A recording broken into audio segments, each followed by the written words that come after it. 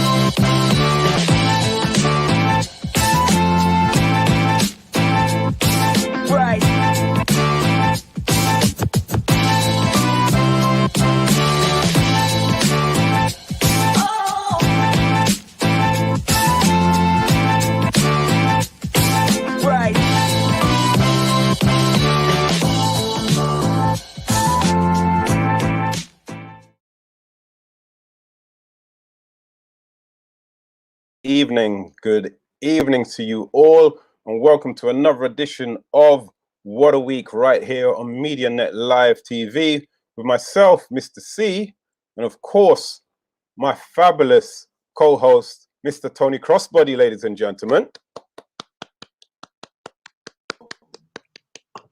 It's a freezing cold one, and Carolyn has had to fly back from Jamaica to take some cold in her skin.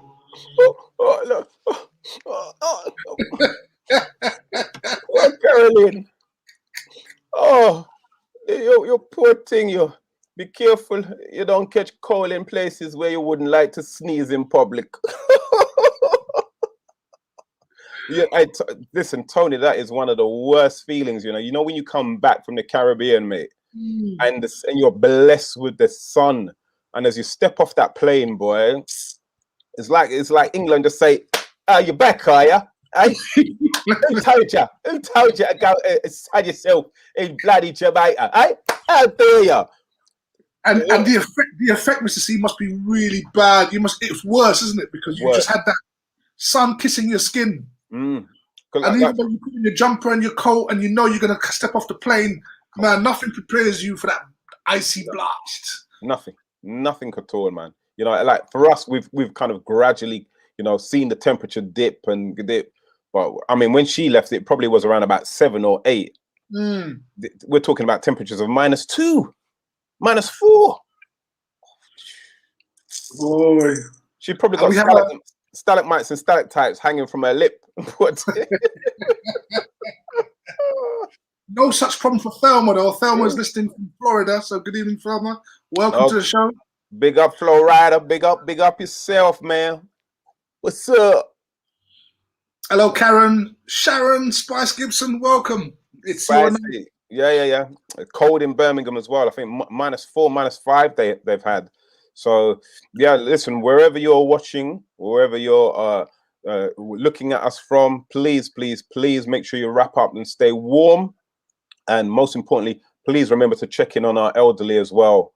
Make sure that they've got adequate heating and blankets and provisions. Please, it's so important. So many of our elderly perish when the temperature drops like this. But also as well, equally important, please remember to like, subscribe, and to share this wonderful platform with your friends and your loved ones and some of the ones who you've stopped loving. And it's funny you say that, Mr. C, but actually during the COVID, funnily enough, you find that a lot of people, friends perhaps, who used to sort of stay in contact, seem to be sort of distancing themselves. I mean, I've heard a few stories of, people that were quite close, and then sort of the COVID comes and then they get wrapped up in what they're doing and people start drifting apart. Wow. Of course, we're talking about females, because men just don't have this kind of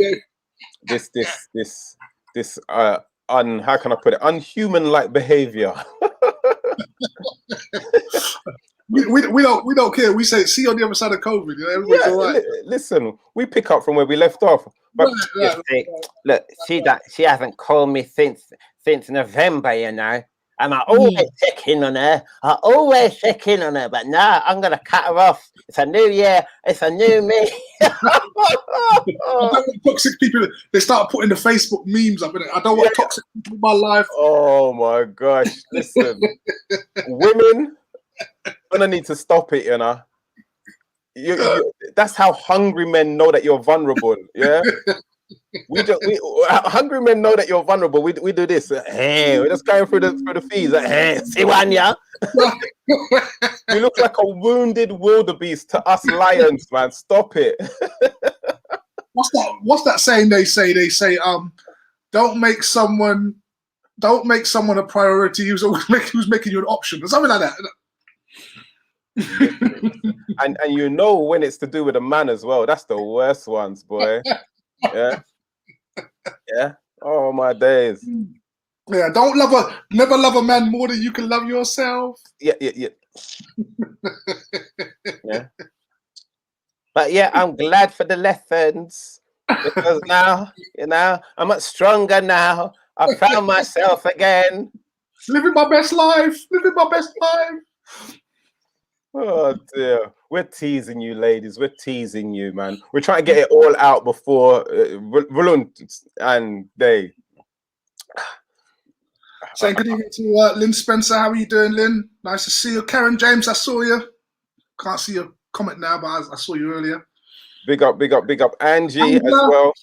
Oh man, what can we say about Angela? Angela is like the silent producer of this show. Yeah.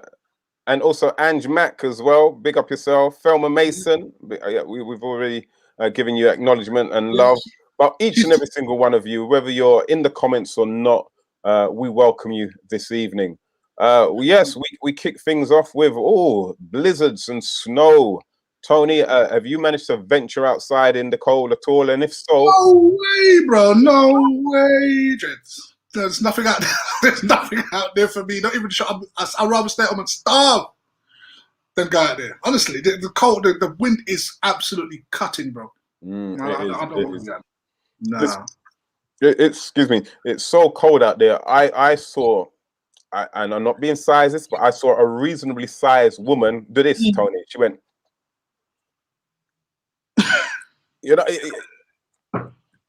obviously it took her a longer time to stop shaking than what it did for me, because I'm kind of slim. I just did that and it stopped. She was like, right, about 5 minutes. I'm in that mood today, ladies and gentlemen. I'm in a playful mood today. Forgive me, man. Forgive me. It's just banter. Please, please, please. I don't want any over size 55 people typing in and everything saying she was. Don't because Mr. C, Alison says that you're looking smoking, but unfortunately I need to step up.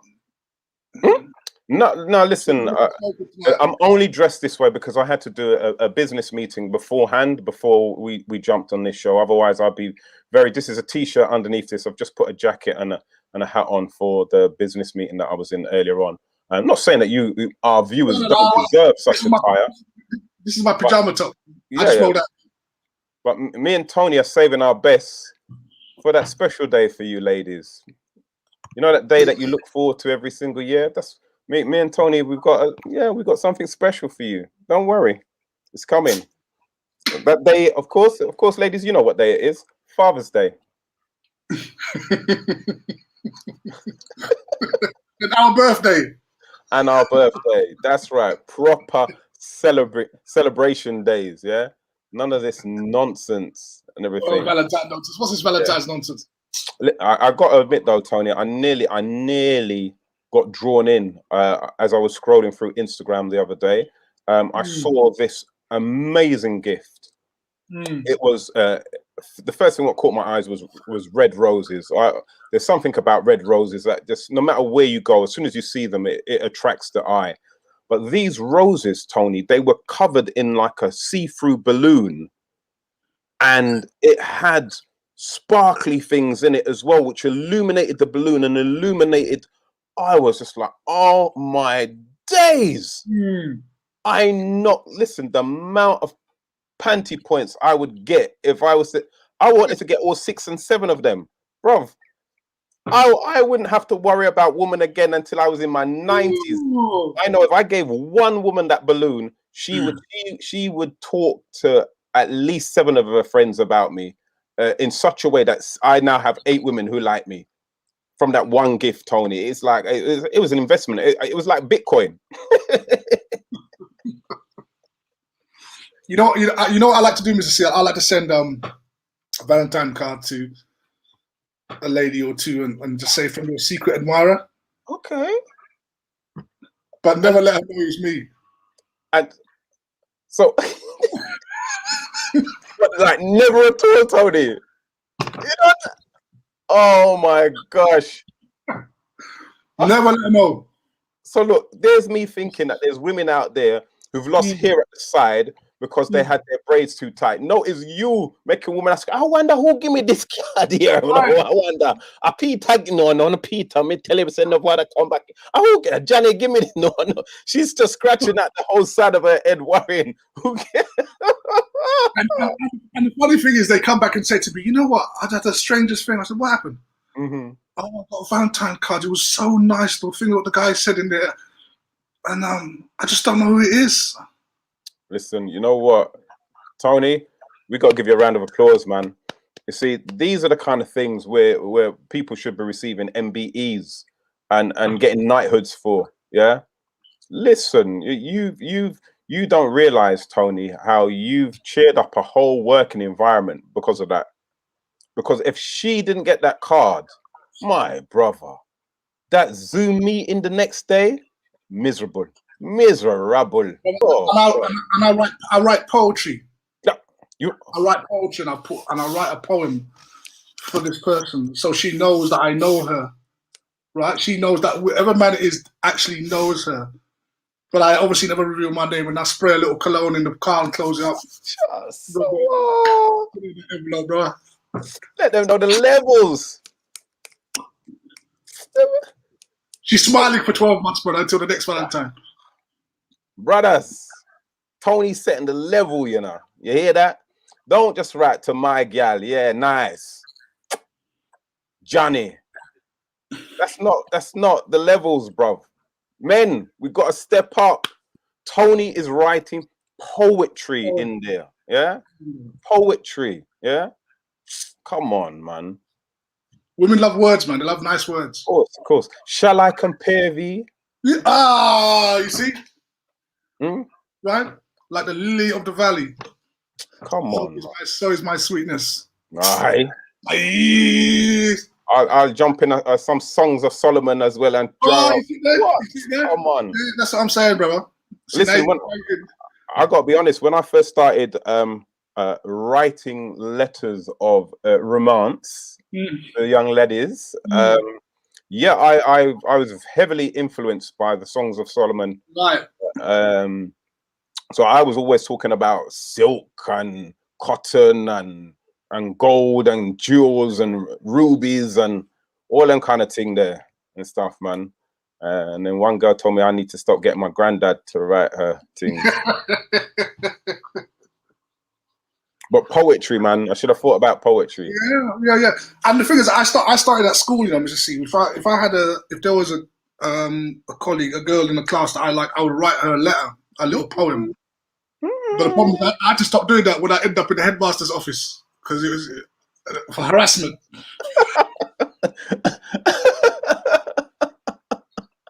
You see, look at this. My mum actually came out to the school, bro. The mum came out. Yeah, and I was harassing them because I was sending her these poems, bro. What kind of lyrical content was in these poems where you had to get drawn to the headmaster? I think you're taking the affection a little bit too far. No. It was pure romance, man. You know what I mean? I was really infatuated with her, in fact, really infatuated, man. And I just kept thinking about her, and then she just helped me. She just inspired me to write. I must have been about 13 or something like that, 13, 14, man. Beautiful, man. Yeah, I think this is what's missing. You know, our young people are missing all of this. Yeah, that's when your heart really races. When you spend time to write words of affection, which come from inside of you, and you put it on a paper and you gift it to somebody, and then you've got to see how that person receives it. Oh man, that's character building in itself, man. Well, you got to do your best handwriting. Don't make sure your handwriting. Make sure you use a fountain pen, right? Make sure it's not smudged. Put a little paper over it to keep it dry up nice. Get a nice proper envelope design. Make sure you spray up your scent in it. Send it to her. It's a winner, brother. Man. We're gonna do a show, ladies and gentlemen. The art of Afromantism. We're gonna call it. Yes, indeed. Yeah, as my good brother Kwaku says, we're not romantics because we don't do romance because we're not Romans. We're Africans, so we're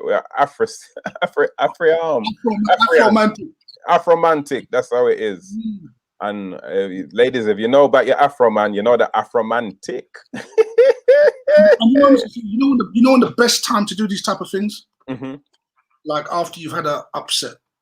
You and your missus had an upset. Wow. You mean like a heartbreak? No, like you had a falling out, disagreement, some things have gone wrong. Oh, man. You're talking like a Peaches and Herb moment. Yeah, brother. And then you have to piece that thing back together again, brother. And you do that.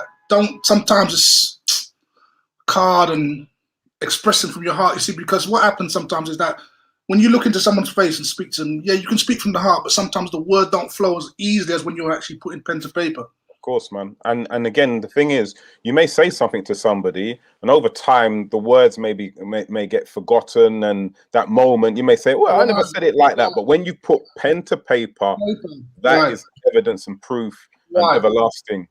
Yes, there should be pivotal points in a relationship where, as a man, you do that, and that stands as testimony. You see what I mean? Because when you leave just words alone, sometimes what happens, your lady might just forget and say, "Oh, well, you never told me how you really feel." And then, no, babe, no, because on July 21st, in 1963, I said, I agonized over this card I sent you. Yeah. But you should. There should be witness evidence. Like we do in the history.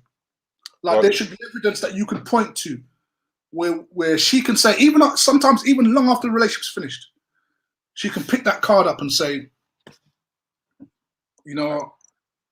I totally agree with you, Tony, 100%, my brother, because I think that there's something special about when somebody actually takes the time to think and reflect exactly how they feel about you, and again to communicate that to you, and to make themselves vulnerable in that moment, to give you the evidence and the proof, so that when long after you broke up with them, you can laugh. Listen, you see what idiots say? Look what the idiots say. Right. Not really. I'm playing. It's funny, but I still keep letters from decades ago, right? And cards. And every now and then, every few years when I go through my old box, I'll sit down and just go through the letters. But it's a letter that the woman wrote to me. I don't know what I wrote to her, but by reading her response, I know I can remember what was said. Takes you back to that time and that moment. Right. And then she'll put the picture of, her picture in there, like, she was in her prime, I was in my prime. And then she would tell me how, she liked to sleep with my t-shirt so she could send my scent and all this. Bro, I've got that there now. That's like, evidence, brother. Trust me, man. Like I got some of the memories too, like where, like even the mother of my children, I remember when we first started dating, and there's pictures of her in her prime, me in my prime, and then later on now we got pictures of me in my prime and her in her Primark. Yep. Because they change. Change. That's a good point. It's just some people have forgotten how to write. Everything is digital. It's true. Yeah. Once you spend your years typing, your handwriting goes backwards.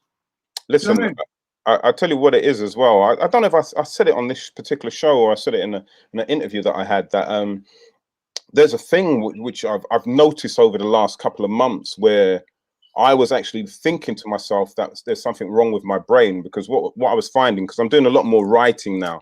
So like I'm always actually taking pen and Parker pen, of course. Yeah.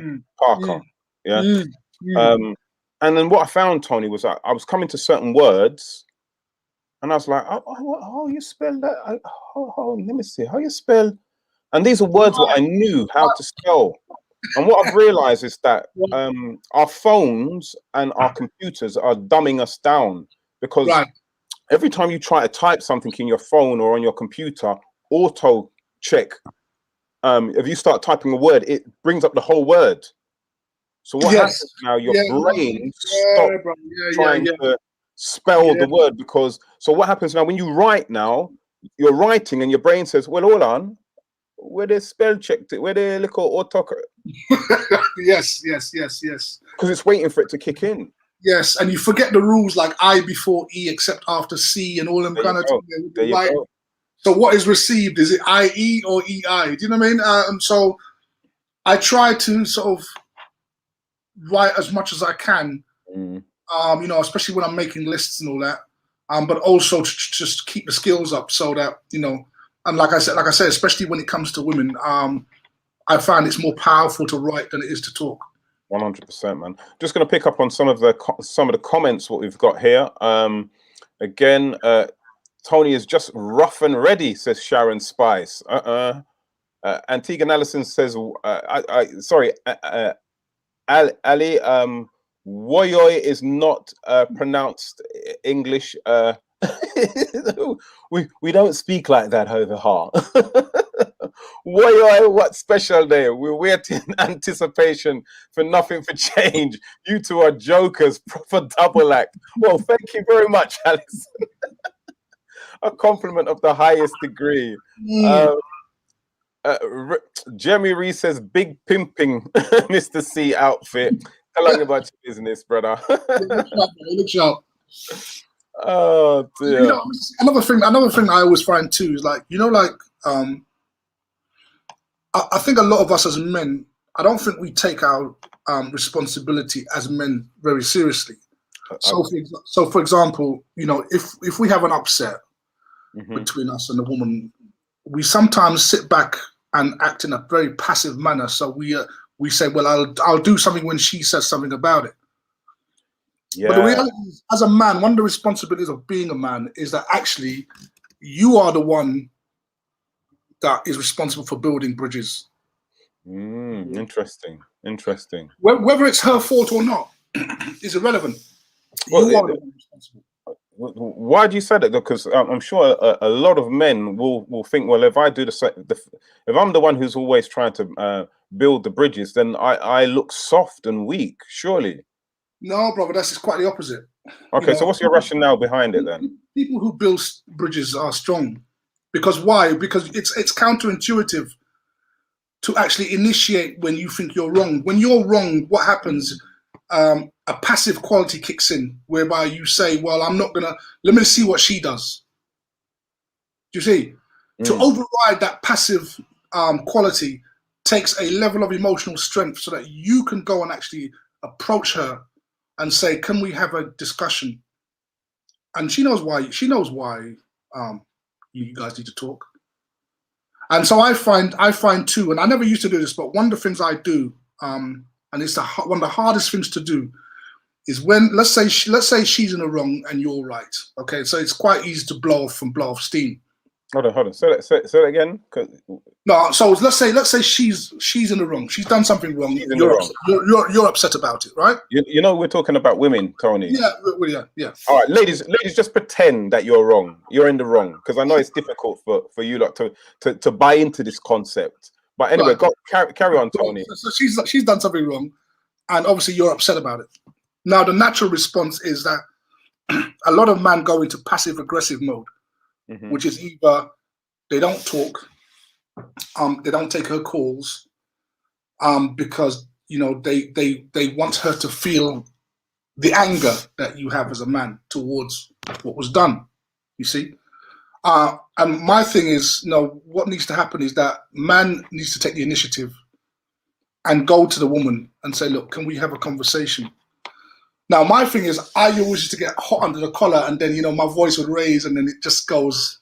It goes everywhere. But now, what I've learned to do, believe it or not, but even when I'm upset with a woman, you know what I do, bro? Go on, tell me. I hold her hand and tell her how I feel. Do you squeeze it when you hold? No, hold her hand, bro. No, hold her hand. Hold her hand. No, hold her hand. Hold her hand.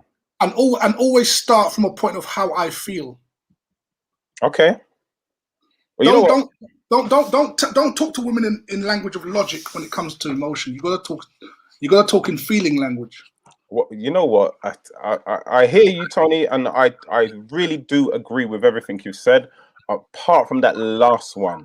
And I'm gonna explain why I think a lot of men try to talk to women from a place of how they feel.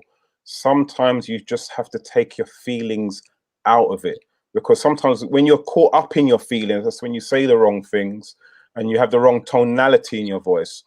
So what I'd say to what you're saying as well, Tony, what I'd add on to all of the sound advice, what you've just given, is that you always have to start the conversation from a place of love, and you can't go wrong. Start from a place of love. No matter how much it's burning you, no matter how bad it hurt you, place of love. And I think if you start from there, it makes it so much easier for you to navigate through the conversation. Right. But it's a challenge. It is. But guess what, Mr. C? The love is not in what you say; it's even in the body language. Of course, 100%. And it's in the you're sitting over there and I'm sitting over here and I'm telling you my feeling. No, you sit right here next to me. Put your hand in my hand. Look at me, and I'm looking at you, and I'll just tell you how I feel and how I perceive what took place. And I'll tell you what, and then there's no talking from you while I'm talking. Then I shut up. Then you talk, and then I listen. All what you're dropping here, Tony, is absolute gold dust, man. Because again, I feel that in relationships, when it's really gone bad, that it becomes a battle or a war, and it's always one person trying to talk over the other person to try and put their point across. Somebody once said to me that, you know what? See, when you've got a problem in your relationship, you can't see it as though, because this is what happens. It's like, oh, all of them women are the same. All of them men are the same. So it becomes, they're the ones who are causing the problem. They're the ones causing the problem. But what this person said to me is that if you're in a relationship, the problem is a shared problem between the two of you. And it takes the two of you to listen and to deal with the problem together. It's not about her fault or his fault. It's our problem, what we've got to deal with together. And I think, Tony, you've dropped some absolute gold dust and some nuggets here today, man. So, yeah. So what say you, ladies and gentlemen, who've been listening into me and Tony, two men talking about how we would like to relate to ladies, how we think ladies should be relatable to their men. What say you? What bits of advice have you been given, or have you given to your friends? Sharon Sprice says, I totally agree. He's a real, what do you mean he's a real Jekyll and Hyde? Are you talking about? Some of these women are real haters, you know, Mr. C. They don't like. Oh, I know, man. I know. I'm trying to give them some. Yeah. I'm on their side and they're hating against me. Huh? They're trying to say that because I'm a Gemini, I'm bipolar. Oh, bless. You know, can you imagine, right? Can you imagine if like your ex-girlfriends rolled up and they came on the show and you asked them, so they'd be like, lies. He never wrote me a poem in his life. Lies. That guy can't even write. He can't even spell. You know what? I've got to be 100% truthful and honest. I go through stages. With me, I go through stages. My number one stage, if a woman says something to me what really upsets me, or let's say it has the potential to hurt me, what I will do is I'll probably walk out of the room. That's me. And I've had a lot of women say to me, "Why are you running for? That's it. You know, you don't want to face up to what's the problem is." But the reason why I do that, Tony, is because, I'm not sure whether a lot of men have the same problem, but I do it because I don't ever want to say something to somebody who I deem that I love and say the wrong thing to them, because I'm the kind of person that once I've said it, once it's past my lips, it ain't coming back. Yes. So I'd rather kind of walk out, calm down, kind of like collect my thoughts together, then come back later on and try and operate from a place of love. But in that moment, like when you've told me such and such and such, and my brain is just, if I open my mouth, that's it. I don't care what I say, you're gonna get it. Right. You know? So it's easier for me to come out of the room and kind of like calm down, go for a walk and come back in from a different, try and change the state of my mind. That's what I try and do. Right. So Sharon says, it's not you that they were talking about being bipolar, it's me. Oh. So for saying that, Sharon, I'm gonna mash up your DNA results. You watch Exactly. We're gonna mash up your life story. You watch. I don't want to mention any places in case anybody gets upset and thinks I'm trying to slant their country of origin. But yeah, Sharon Spy. You know the thing is as a people, one of the problems we have, right, is that we're very emotional and we get triggered. Oh yeah. Very easily and very quickly. And I'm just talking about the men here, right? We get very, very triggered very quickly. I mean, sad to say, how many people we've been out, on the scene, going out to raves and all. How many people have died in raves on account of very small infringements, like stepping on a man's shoe or bumping into him by accident, right? And the perpetrator has been triggered by what's deemed to be a disrespect, and next thing you know, a man has lost his life. How many times have we heard or seen about something like that? So we're quite triggered, and we struggle. I think as men, particularly, we struggle to control those emotions. We go from sort of 0 to 100 without going through all the sort of levels in between, in order to sort of just pull pull back sometimes, and especially when you're dealing with women, and you just can't be. Sometimes when you shoot off your mouth, brother, you like you said, you say things, you can't take them back. And guess what? 4 years down the road, something comes up. She's gonna say, "I'll never forget what you said to me that time when you're on boy." You, brother. And you know what? And vice versa, man. I've had some people say some things to me, man, and boy, as soon as it came out of their mouth, in my head, I knew that it's done. It done. You know what I mean? I might wait. I might wait and try and long out the relationship until the end of the football season, because she got Sky Sports and I ain't got cable in my yard. So you gotta be careful. I wait until the end of the season, and then this relationship is over. It's done. August.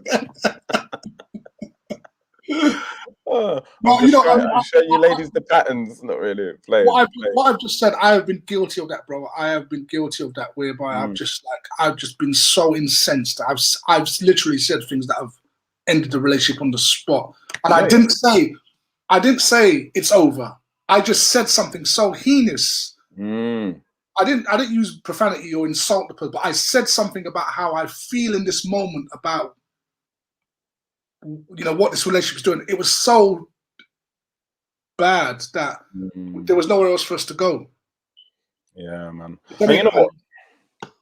Look on, and you know what? I think as well, Tony. One of the biggest lessons is that once you learn to control that within inside yourself, your whole experience of what happens changes as well. You know, because when you get that much upset with somebody and you have that much anger for somebody, especially somebody that you love, right? It stays with you for a hell of a long time, man. It cuts you up for a hell of a long time. And even when things get good, you know, when you have those good moments again, it's still there. It's still yeah. I mean, I'm not gonna lie. I know that if anybody who I've dated is listening, they will confirm that, you know, that I have said things that have been regrettable because I didn't quite master the control that I needed to have, and it just caused, you know, nothing short of devastation. It was like throwing a grenade in the room and then closing the door, you know. So I've learned through those experiences, like you said, like when you get upset and you're really up there with your emotions, don't open your mouth for 24 hours. No, man. But if there are any ladies who are watching who have been hurt by Tony Crossbody in the past, then we have a helpline. It's 0800 African man.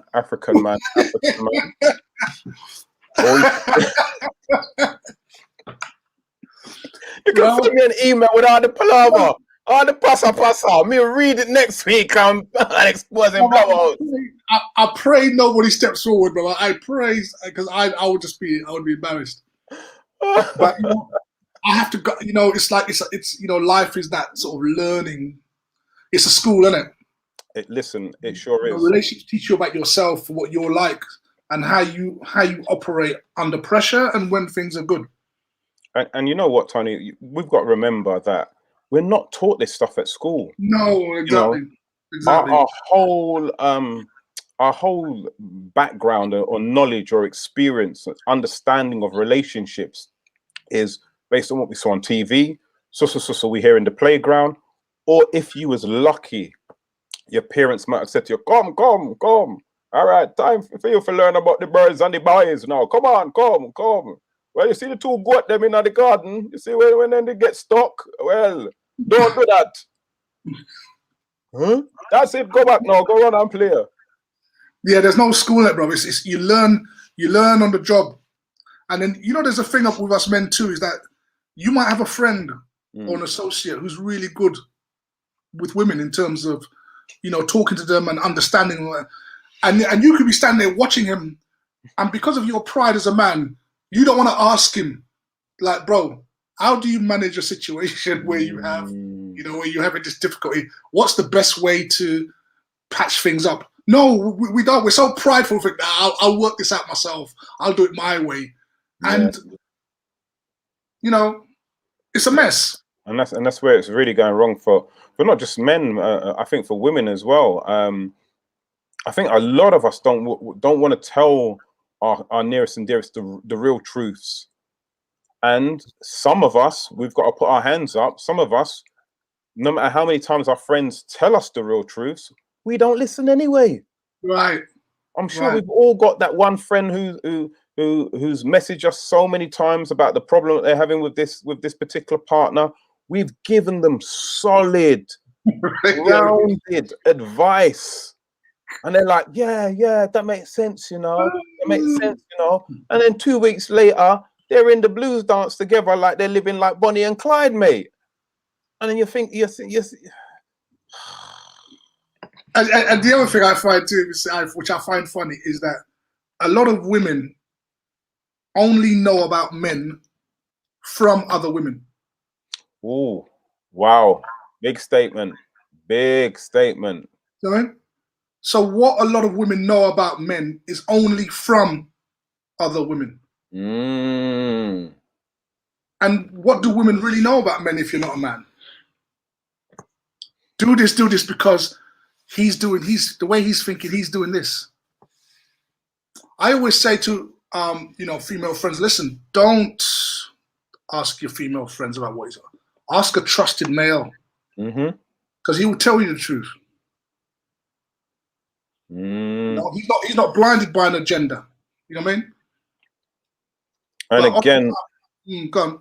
And again, no, and I think you're right. And I said, and again, and also do not generalize as well. We do it so often. Yeah, they all do. They all like that. All men are this and all women are that. It's stop doing that, man, because not everybody fits into that category.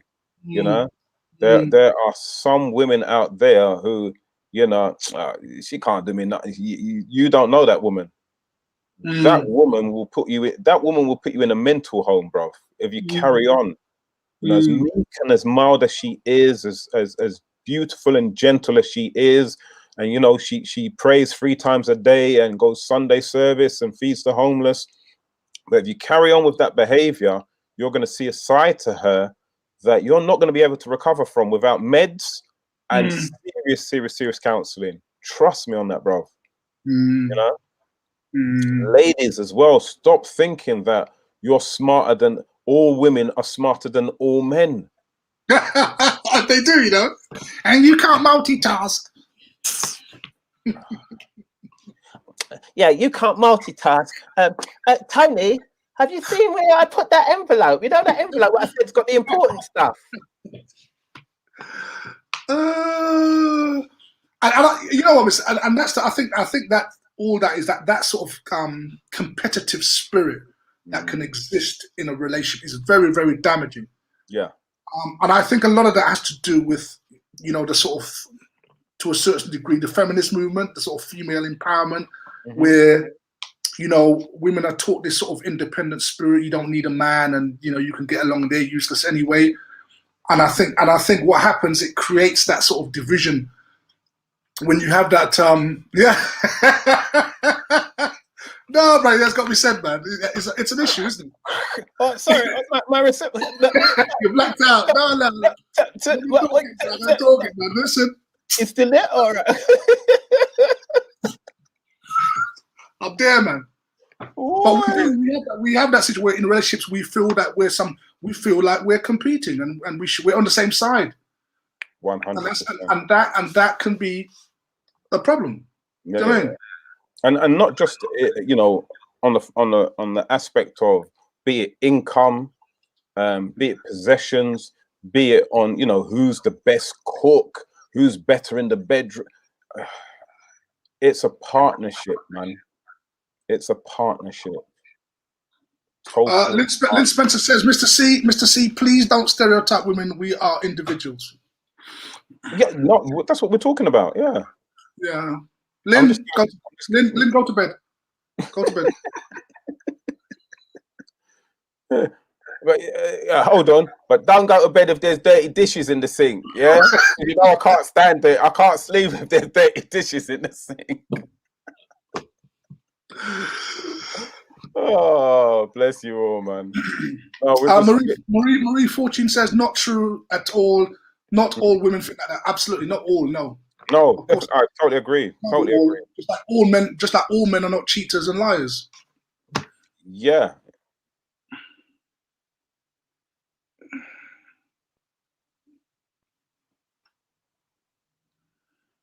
Right.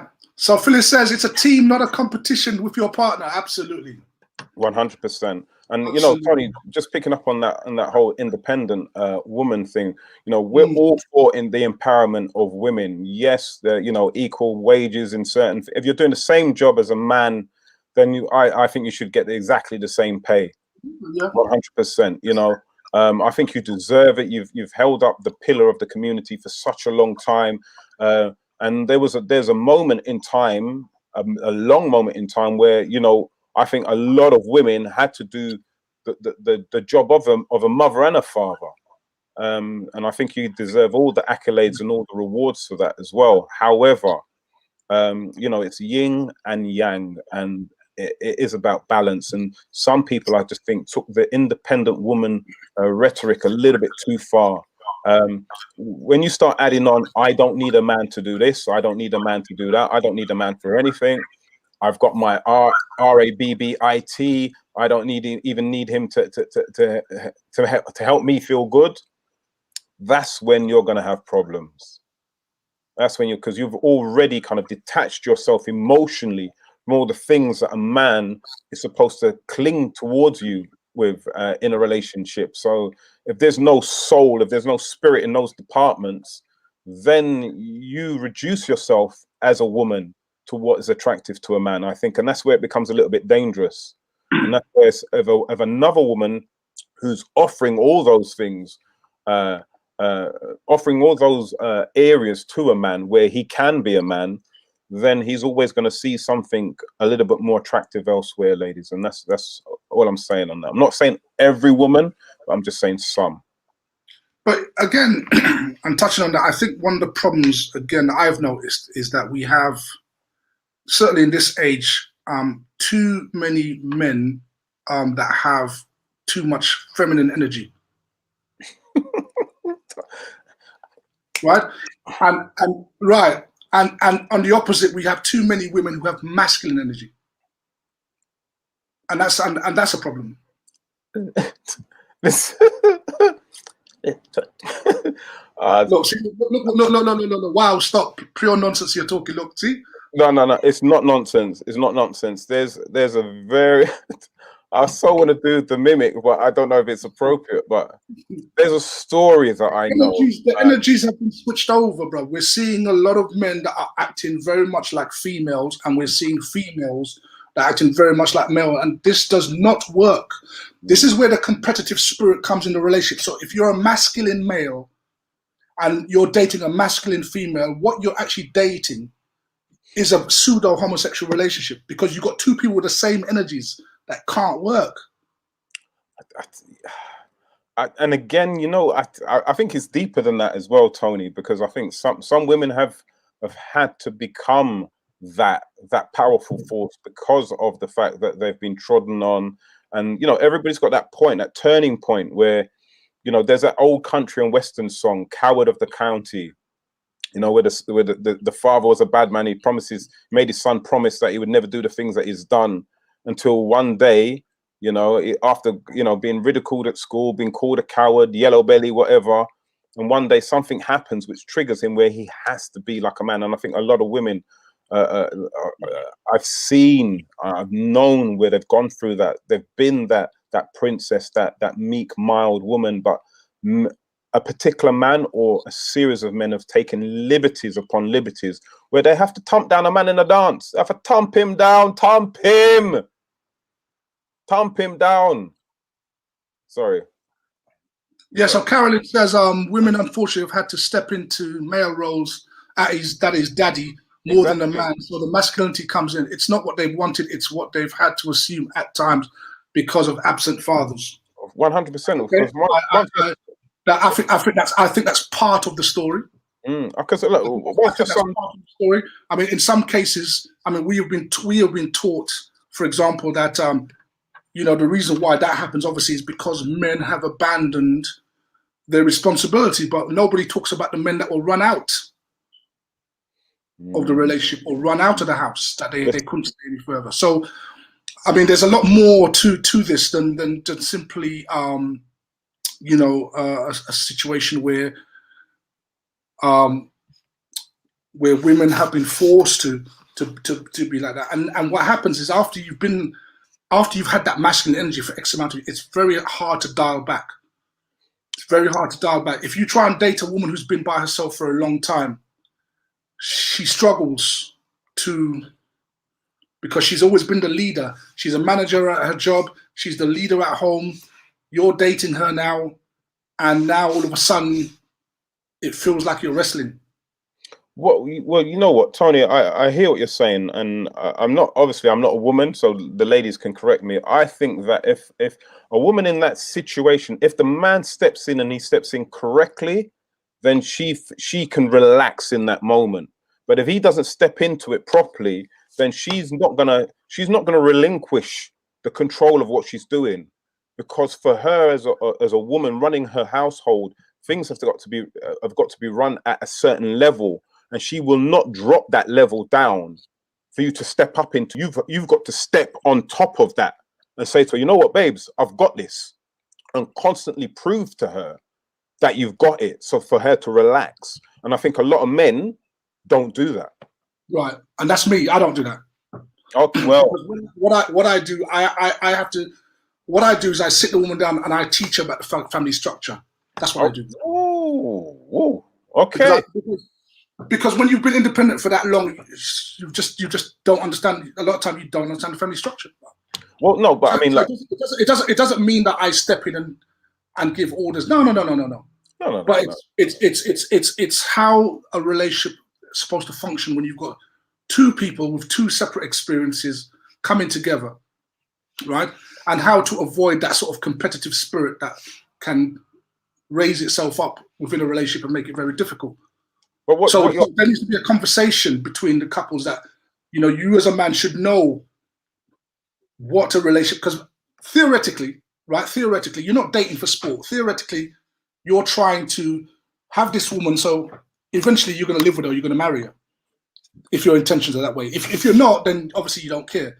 But if you're thinking long term, then the structure of how you and her are going to operate is very, very important. And that is something that needs to be discussed pretty much early on. Yeah.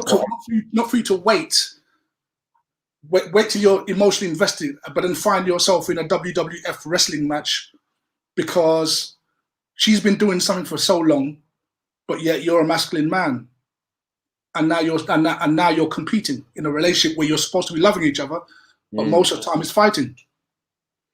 Well, listen, Lynn Spencer says she agrees. Some black men run away from responsibility. Jemmy says women are not allowed to do the same thing that men do publicly because society says so.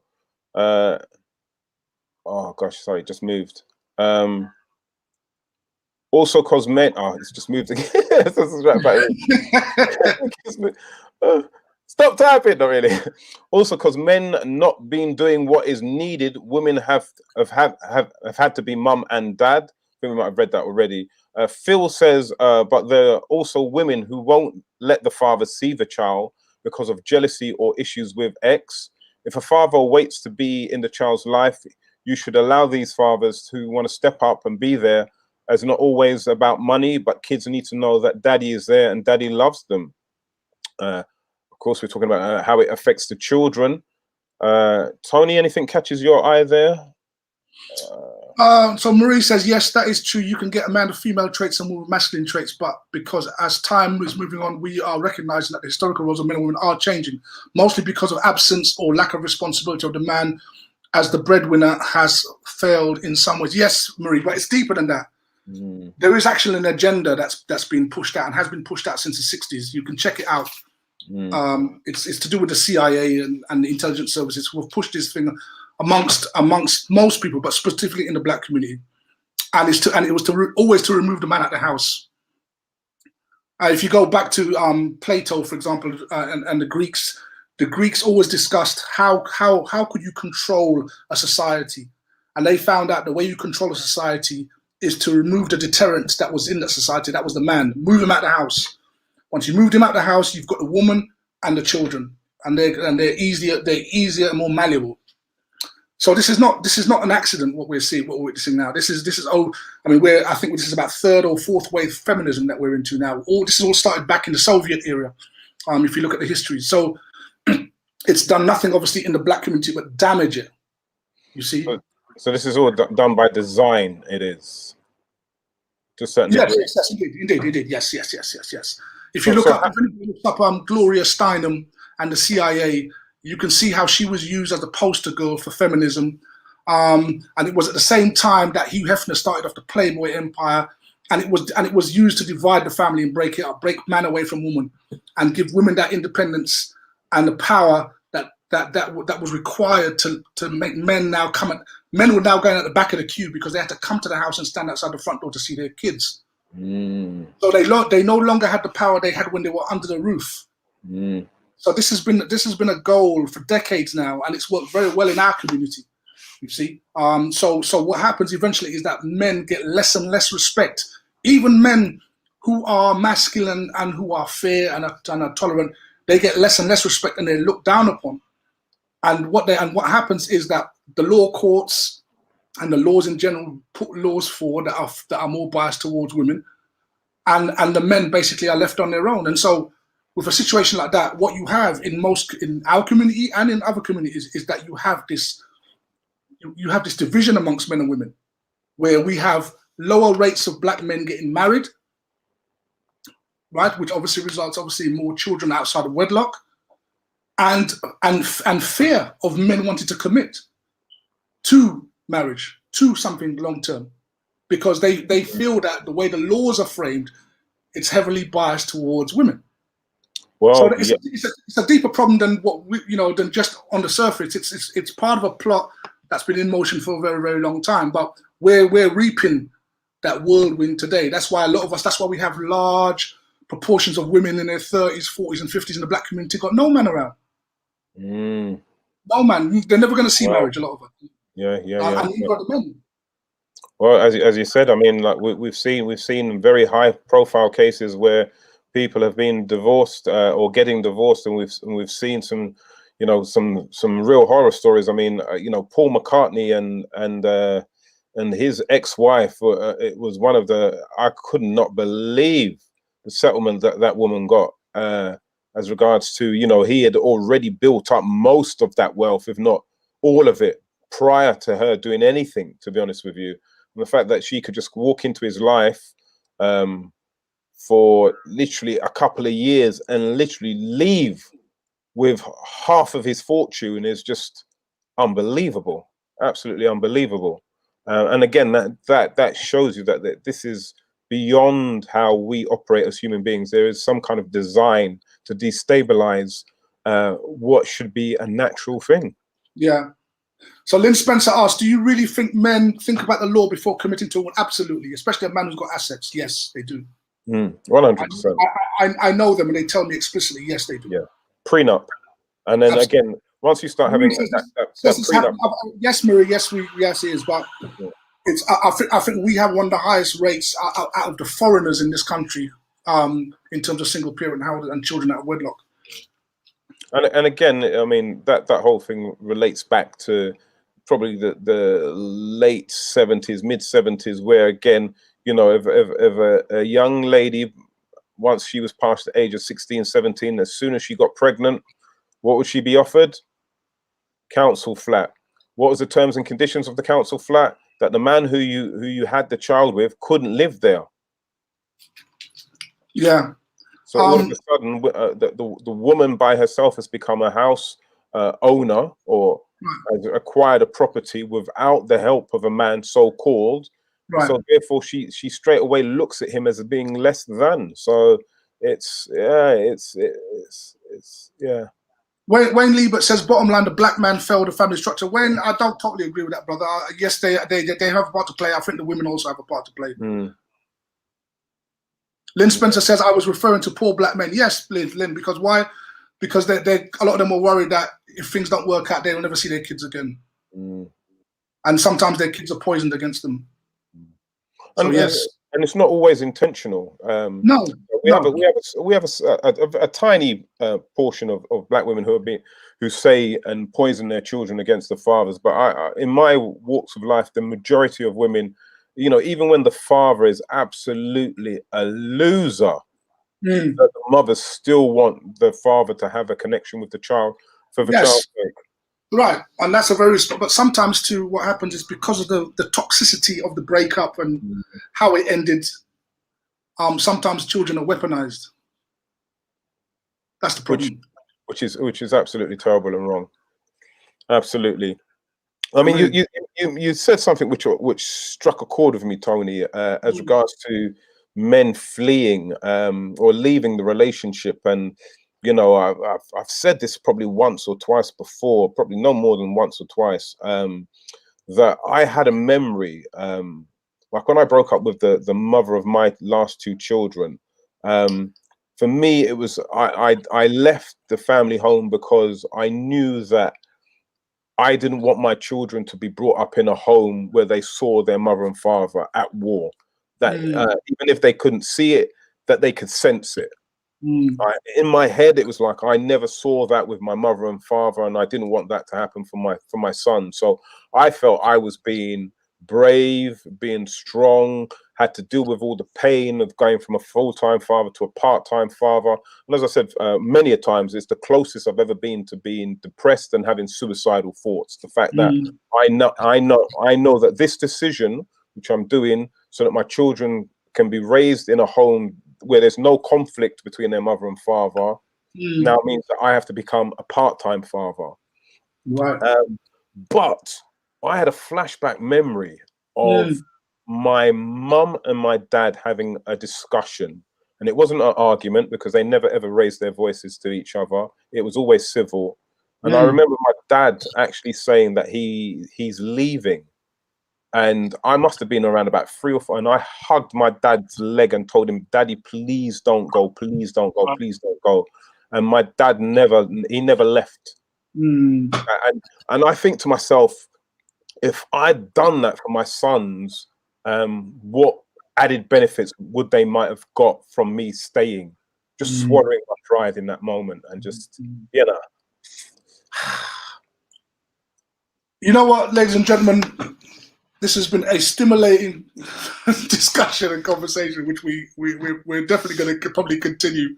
We probably just banked on doing this for about 10 minutes, but obviously with everything else, you know, plans go awry, and so it's been interesting to read all the comments that have been coming through, and we do welcome, and whether you agree or disagree, we do recognize that, you know, there are issues that we need to resolve, and sometimes we all have to do personal work on ourselves and understand that, you know, a lot of the times it's our backgrounds play a very important part in the way we deal with you know, one another.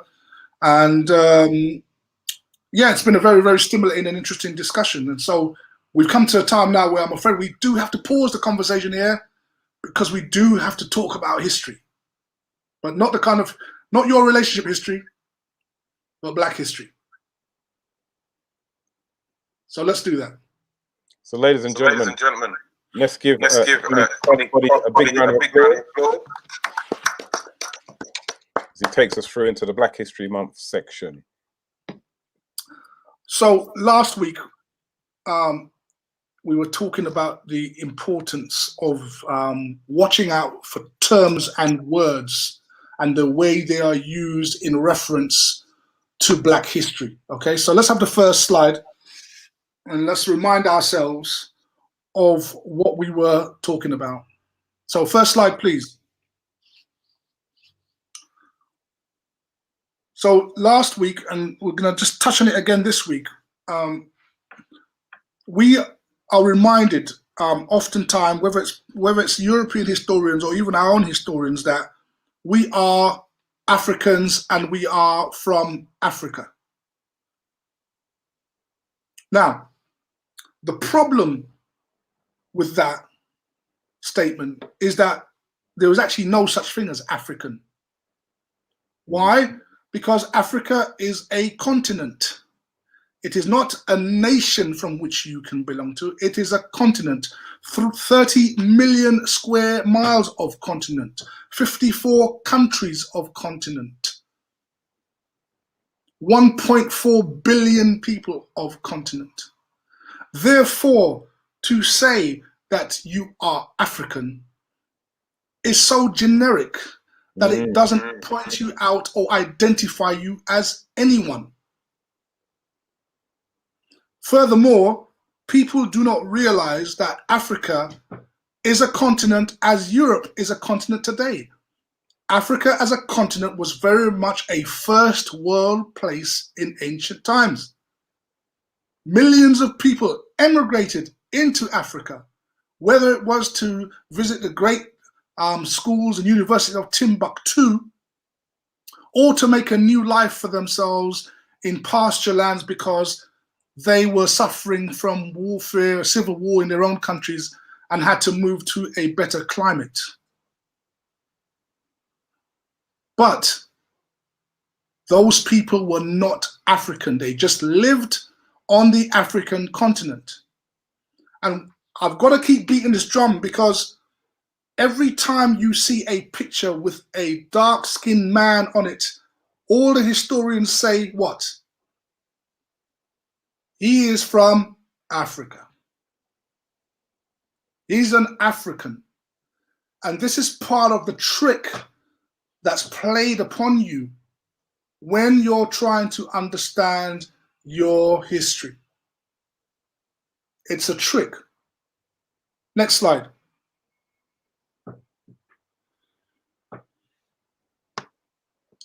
Most of us have seen this already. This is Cheddar Man.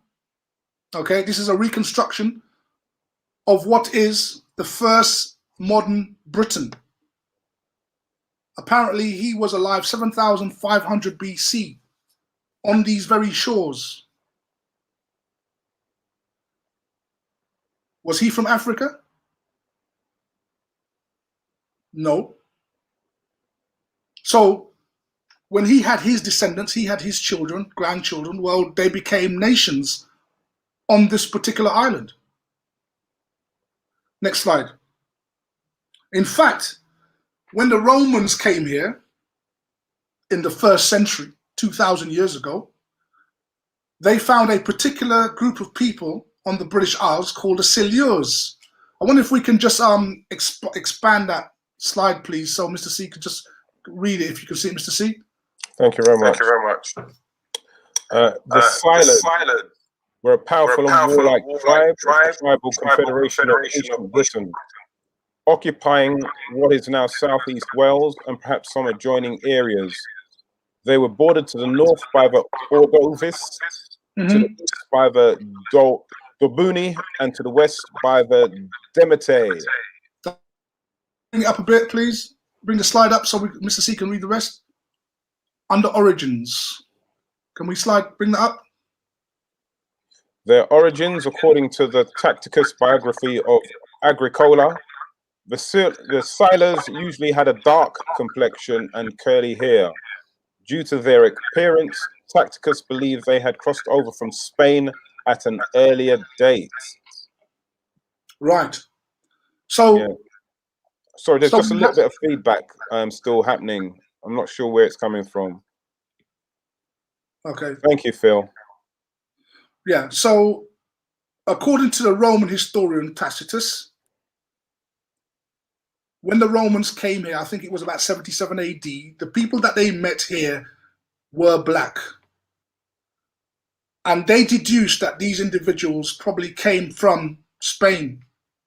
All right, we see that name comes up quite a lot.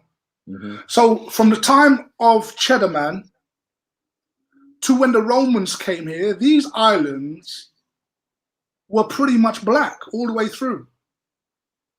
And it's interesting that when you read, for example, there was a report in the Daily Mail a few years ago which pointed out that the first black people to came to these islands came with the Romans. They were, again, Africans. There were Africans in the Roman army who were the first blacks to touch down on these islands. Yet history says otherwise. Now think of this. Bear this in mind. You have Cheddaman, 7,500 BC. You have the Silures, 1st century AD. Right? Why wouldn't it be possible to have black kings that rule this place? Because we know that the Anglo-Saxons and all the rest of the migrants who came there, they came at a much later time. So the islands here were black from the very beginning. Next slide.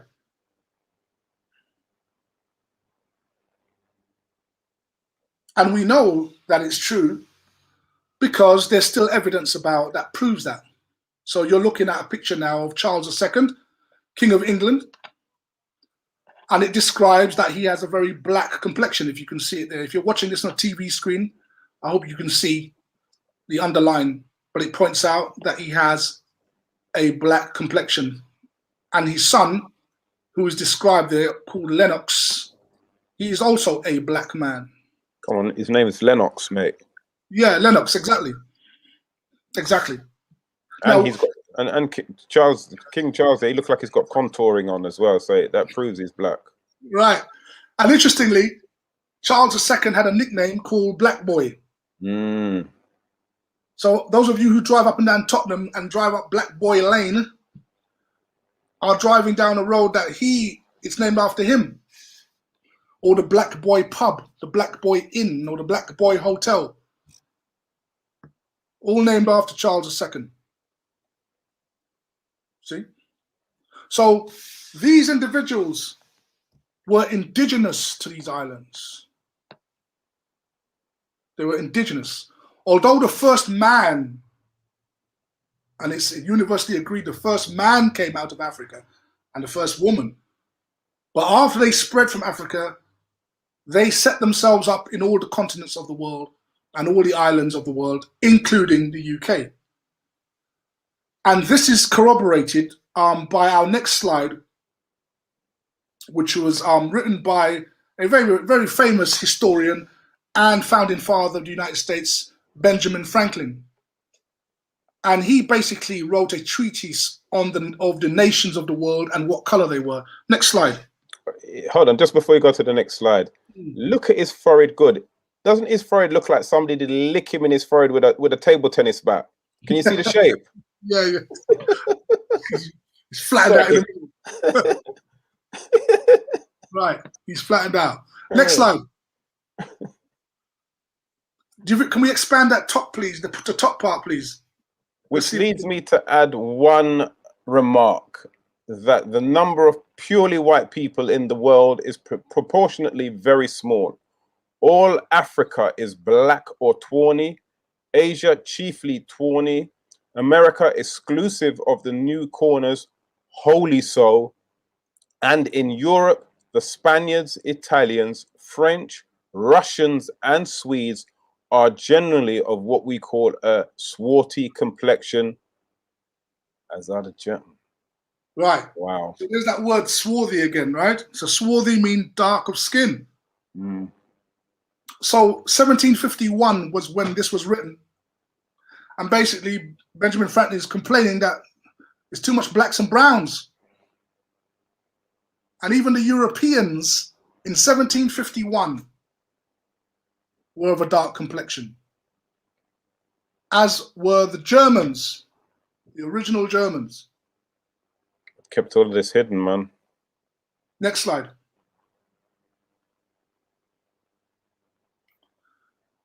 So going back to this thought about black people coming out of Africa and everyone accepting this premise, when you accept this premise, what you're really saying is that, well, okay, black people are from Africa. That means that white people are from everywhere else. So when you see a picture like this of the Russian emperor, it doesn't make sense. Because of accepting the premise that black people came out of Africa, you now have to explain, how did an African become emperor of Russia? And that's the problem.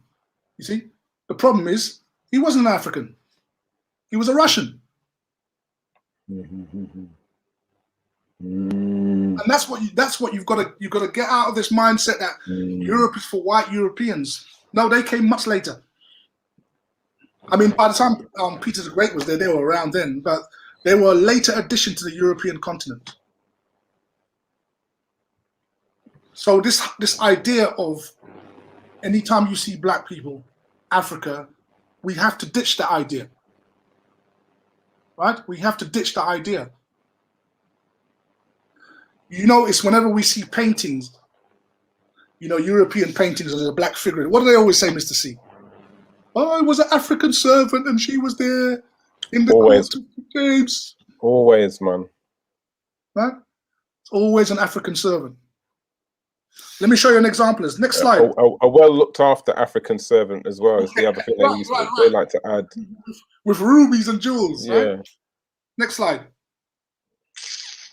Nobody tells you that there were black Italian popes. Right? Wow. This is Gregory III.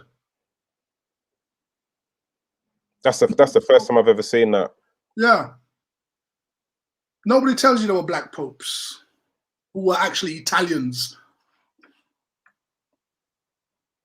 Right?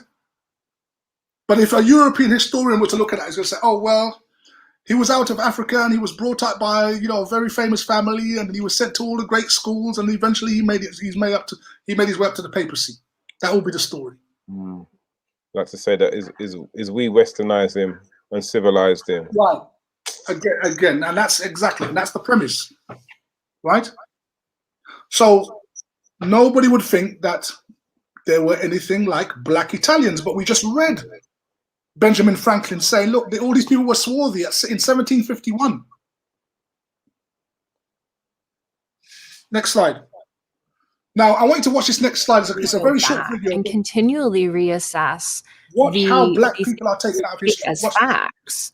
Many of the early archaeologists came to the study of ancient Egypt and ancient Nubia from the perspective of Semitic languages or the study of the Hebrew Bible. And it was very important to them to bring Egypt specifically into the sphere of biblical studies. And so they had to carve Egypt away from Africa to bring it into that sphere. And the way that they did that was they used race. So these early archaeologists effectively made ancient Egypt white in the sense that they made it part of a dominant Western culture, and ancient Nubia was separated from that. It was black. And this was how they took Egypt out of Africa and put it into this Semitic sphere, this biblical sphere. And it's only in recent... Right. So there she goes. She explains that when archaeologists approached Egypt, they approached it with a bias, right? And that bias was towards the Bible, assuming that the Bible was written by white people, which it wasn't, but that's what they assumed. So what they tried to do was look at Egypt in the light of a white Bible in order to formulate their findings. And she's pointing out that they had to separate it from black Africa. That is why, until this day, there are still people arguing over the fact that Egypt was not a black nation. Okay. To this day, the archaeologists are still arguing and saying, no, they weren't black, right? That they were olive-skinned. And what I'm trying to point out here to you guys is this, is that, dare I say it, but there has been a conspiracy to write anything black out of history in terms of the most memorable, the grandest, the greatest civilizations, the greatest people. Everything great that black people have done has been slowly shifted aside in a make-believe history that has been created for us to learn and to be indoctrinated by. And unless you go into the books and you see the very clever and sophisticated way that they write history, because remember, history is written by the conquerors. Not the conquered. Not the conquered. The conquered only absorb the written text.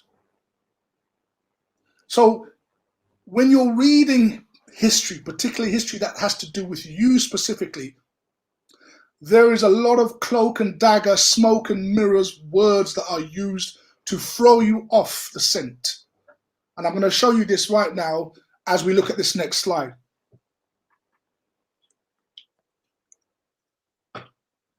So this slide here, again, a lot of you would have seen this before. You would know who this lady is. This is one of the queens of England that sat on the British throne in 1801.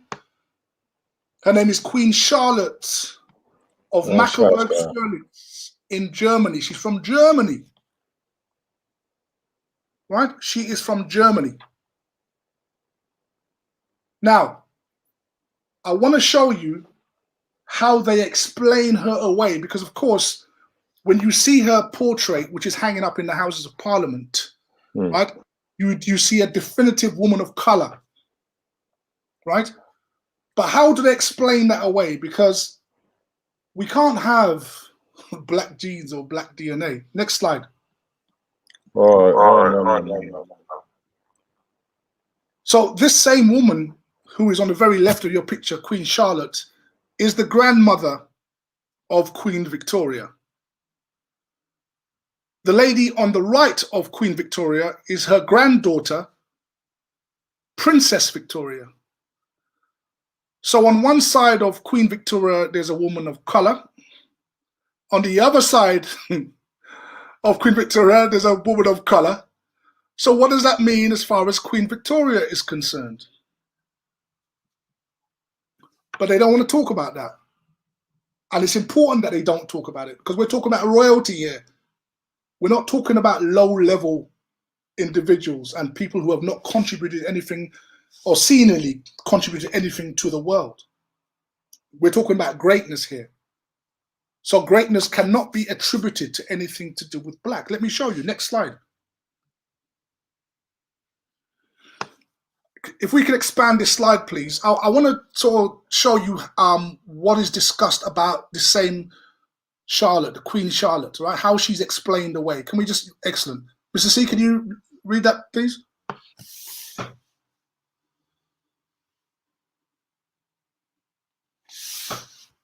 I can't think we can hear you. Can you hear Mr. C? I there you muted go. my mic, yeah. Okay. Mic check. The possible African origins of the royal families of Germany. This darkly hued lady was Princess Charlotte Sophie, hereditary princess of the German Duchy of Mecklenburg-Schwerin, nay a princess of the German Duchy of Saxe-Coburg-Saalfeld. She lived from 1731 till 1810. She's an ancestress of the royal families of Great Britain, the Netherlands, and the former imperial family of Germany. The current claimant to the Russian throne is also a descendant of hers. A cursory look. Oh, sorry. Sorry, if we can slide it up again, please. So Mr. C can read it. There you go. A cursory look at her visage indicates a woman who possessed a significant degree of African ancestry.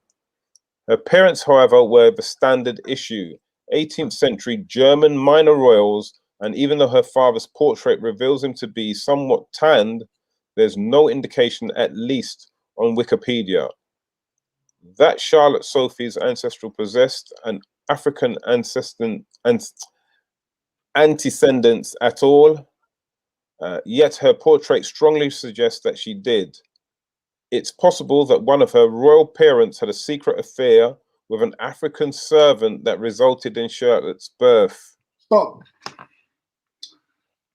Do you see what I was saying earlier, guys, where we were talking about the reasons why they try to explain away that anybody who looks remotely black must be connected to Africa and an African servant.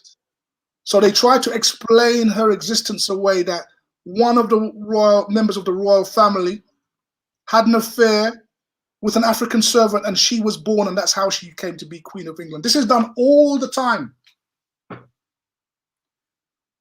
It is never confirmed that she was of German extraction and she was an indigenous German. Yet we read earlier Benjamin Franklin said what about the Germans? That they were swarthy.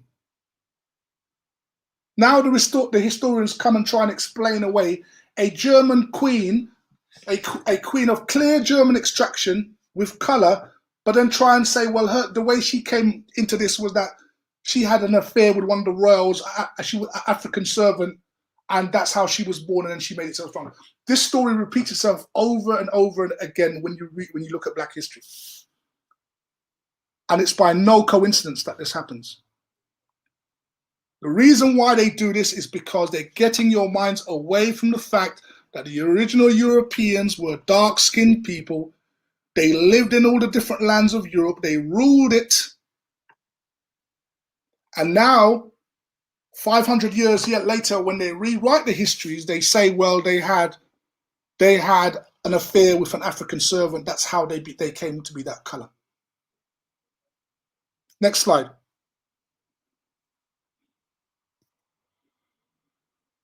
So here is a crest out of Germany with clearly what is a black head on it. Now, a lot of people, again, even Black historians, say that this head is a Moor. Now, according to my research, I disagree with that thoroughly.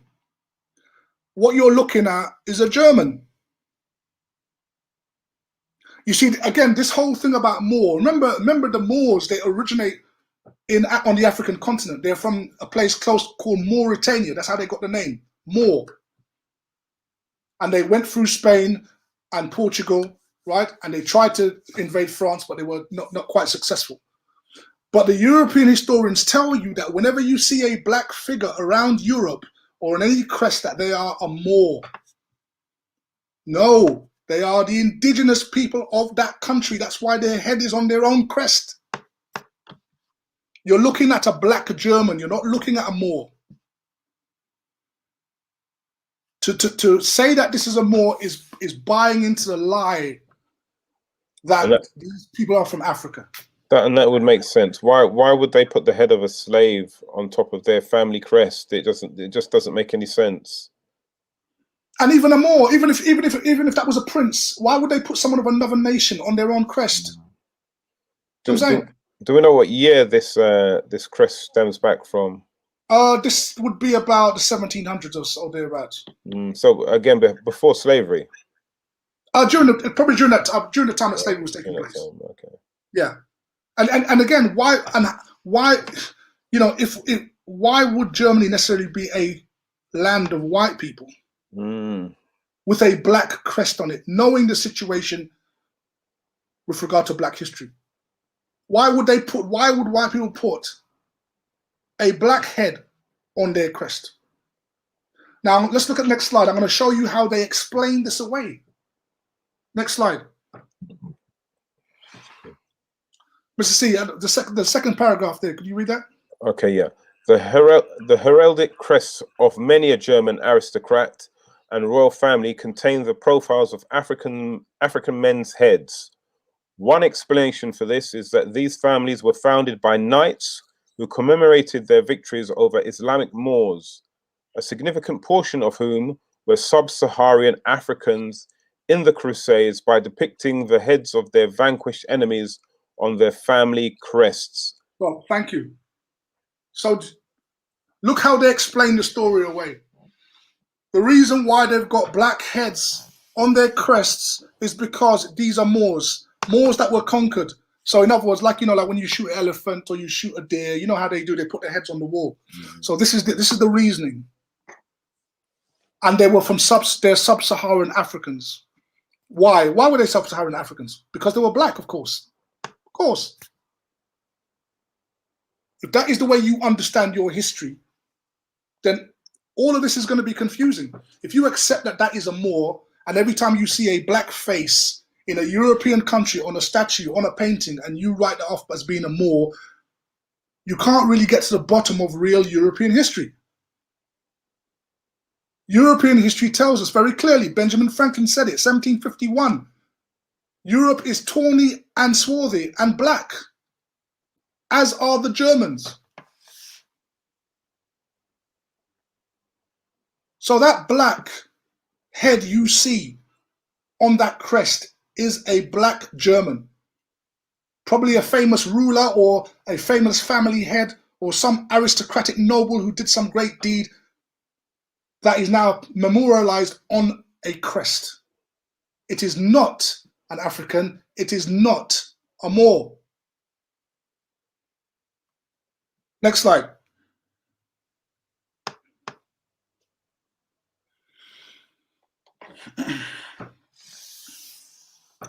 Here's another crest out of Italy.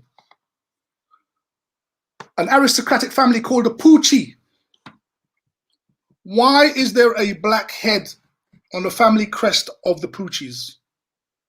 Oh, what? Oh, another African, of course, another Moor. When not to use gorilla glue and use just a normal piece of thing to tie down your head instead. Right. We saw earlier a picture of Pope Gregory III, an Italian pope born and raised in Italy, became the Pope of the Roman Catholic Church, a black Italian. Why are we saying that this black man here on the crest of the Pucci family is a Moor or an African? Why wouldn't he be an Italian?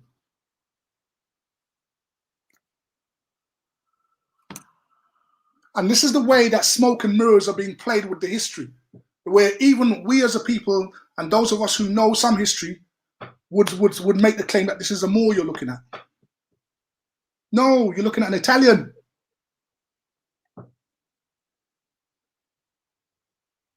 So let's go now to look further down, and let's go back to one of our favorite places, which I often like to visit, which is the land of Portugal. Because Portugal, yeah. Yeah, Portugal. Because this again plays a very important part in understanding history. Next slide, please. The Spanish Inquisition or the Catholic Inquisition. Right. You corrected me in saying. Yeah. So again, that was Benjamin Franklin, right, who confirmed to us that the Europe of his day, 1751, was pretty much dark. So they weren't Africans. They were indigenous black people that lived on the continent. They ruled as kings for a time. They had their figures and their pictures on crests representing their nobility until they were eventually driven out. Next slide. Okay, so now we're going to get to the meaty part. And don't worry, Sharon, we're gonna get to you. We're gonna get to you. She's waiting in the wings patiently. Yeah, she's waiting, man. We're gonna get to you. So look, here is a book, and whenever you look at the history books, I always like to look at books written 1800 and before. Generally, books written after the 1920s have already been whitewashed. A lot of the information has been taken out, so you can't really get a full understanding of the history. But during the 1800s, 1700s, some very, very good books were written. And by using them, you can piece together the story of what happened. What really happened. What really happened. Okay? So this book is called Africa and Its Inhabitants. Okay? So it's talking about Africa, the continent specifically. Next slide. So I'll read this, Mr. C, don't worry, right? So it says here, well, let me try to read off my phone. Of its hamlets was capital of the former kingdom of Nagayo. Right. A part of the local trade is in the hands of the Mavumbu, a people of grave and solemn aspect, with intelligent eyes, straight or even aquiline nose, more pronounced Semite type, has earned for them the Portuguese designation of Judas Prestos, or Black Jews. Thank you. So the point here being that this book, which is talking about Africa and a specific part of Africa, is describing the peoples who lived there. So this is boots on the ground, eyewitness testimony, Nothing. This is not made up. That's why I say the books from the 1800s and 1700s are so powerful. And they found people living there who were known to the Portuguese as Black Jews. Black Jews. Now, this is important to understand because people think that on the continent of Africa, you only had Africans. Or Christians or Muslims. And remember, we spoke earlier how Africa was a place that many peoples from all parts of the world migrated to during these times. That includes the Jews. And the Jews, being a very closed community, did not mix with other groups on the continent. And not only that, they were good at business, they became very rich, and because of this, they were a hated group. They were a hated group. Angela Crozier says, what has made them wipe us from history? I think, Tony, you'll cover that later? Or... Yeah, no, I'll cover that. Mm-hmm. Next slide.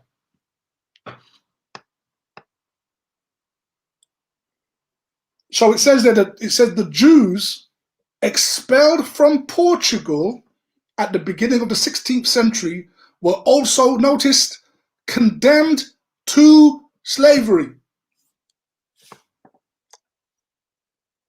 Yellow and black. Right? The Jews who were kicked out of... Now, why were they kicked out of Portugal? Mr. C, do you remember why they were kicked out of Portugal? Because if they didn't convert to Catholicism, they were either tortured, killed, or they were sent to the Caribbean. Very good. And the rest, they fled to other parts of either Europe or other parts of the world. Excellent, excellent. Couldn't have said that better myself. It was very. Thank you. I had a good teacher. Great teacher. But it was very important once the Catholics once they pushed the Moors out of Spain and Portugal in something called the Reconquista in 1492, they made sure they established themselves by putting, whether it were Moors that were still in the country or Jews, they had to convert to Catholicism. This is basically full spectrum dominance that the Catholics wanted to have over the country that had now recently taken back, or not taken back at all, but taken from the Moors. And there were many Jews, and of course, Jews are very religious people. They have the Torah, their scrolls. They know nothing about Catholicism. They're not interested in converting. But many of them were basically they were murdered, they were burnt at the stake, and they were run out of the country. Those who saw what was coming quickly left and went into Europe, and many went across the Straits of Gibraltar and into the African continent. That's terrible, man. Now, boy, this is where Sharon's ears are going to perk up now. Oh, so Sharon notice, Spice Gibson. Let me just read this again, right? The Jews expelled from Portugal at the beginning of the 16th century, right, were what? Condemned to slavery. Where were some of the places that they were condemned to? Next slide. Mr. C, would you read that for us, please? The Jewish arrival in Barbados is a direct consequence of the Spanish Inquisition, specifically the Alhambra Decree. In what year? Alhambra Decree. Thank you very much. In 1492, some Sephardic Jews had fled the persecution in the Iberian Peninsula for Brazil, where they remained until the 17th century. So, thank you. So, Sharon, did you hear that? The Jewish arrival in Barbados is a direct consequence of the Spanish Inquisition. Way back in 1492. 1492. This is when the Iberian Peninsula was reconquered,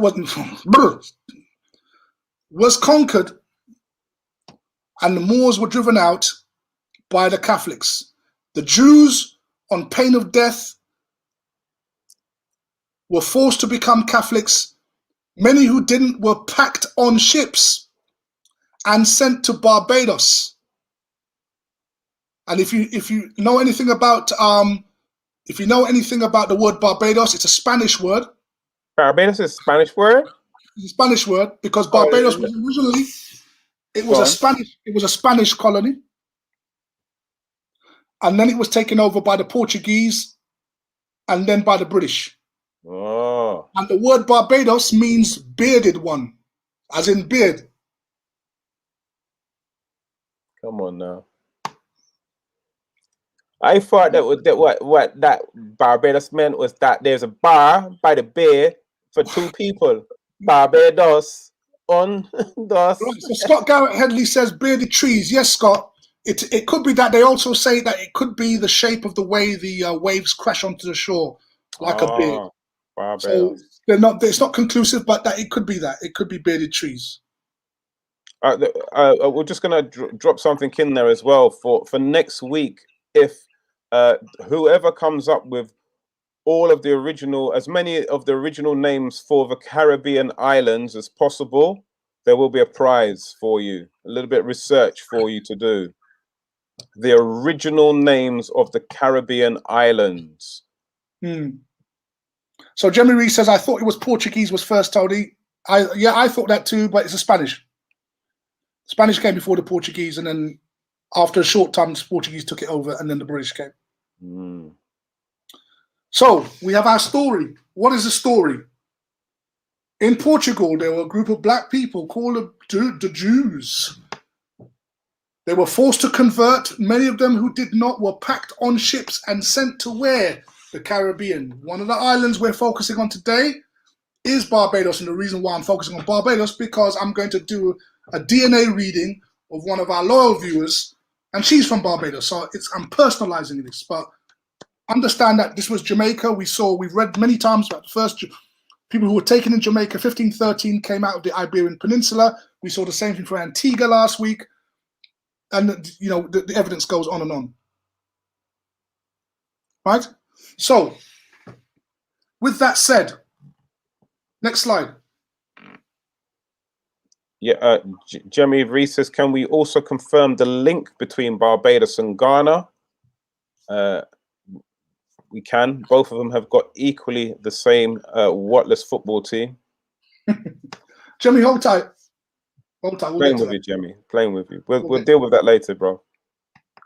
So, Mr. C, look. So, look at this particular. If we can expand this, please, management. Stolen from Africa. Enslaved people first arrived in colonial Virginia in 1619. Right. Taken by. No, stop. Sorry. Stop there. So the example, remember earlier I said, whenever the history of the transatlantic slave trade is being discussed, these are the terms you'll always see. Africa, enslaved people, African slaves. They never identify anybody. It sounds so generic that you couldn't possibly know who these people were other than say that they were Africans. But as we have pointed out, there is no such thing as Africans. Africa is a continent. It does not describe a nationality.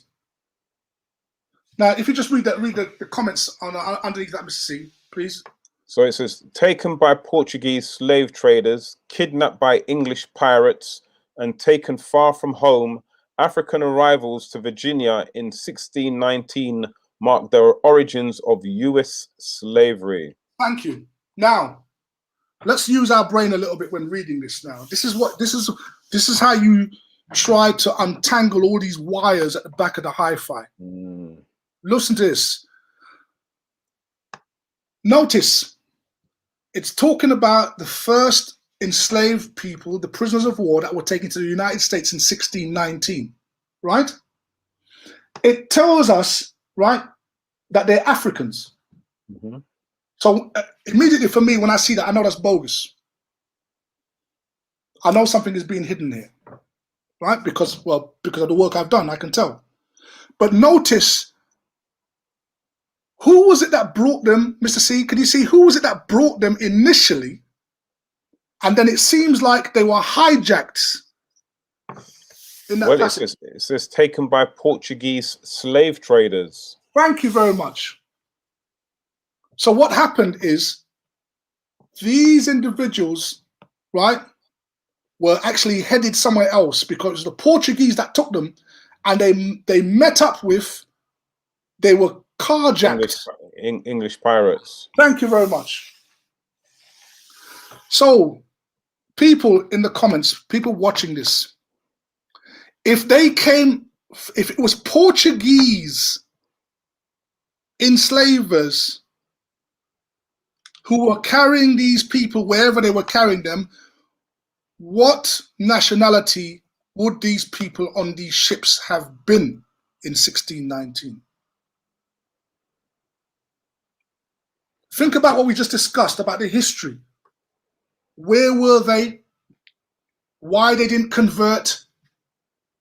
And what was the consequences of conversion? They were put on slave ships. Mm.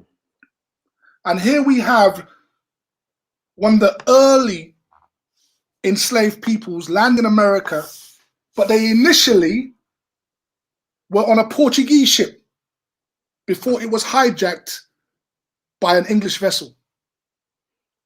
Marie Fortune makes a great statement there. She says, if you say a lie over and over again, after a long period of time, it becomes true, unfortunately.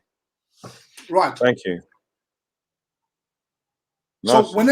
whenever you're talking about Portugal or Spain with regards to slavery, you have to always factor in the original black Jews. Why? Because they were the ones that were packed off on these ships to the islands, to the Americas, to the plantations.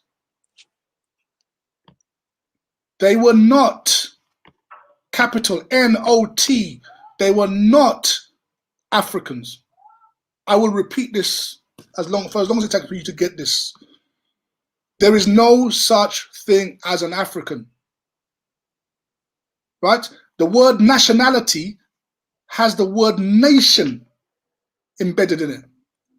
Nation is a very specific place. It could be on a continent, it could be on an island, but it is a nation.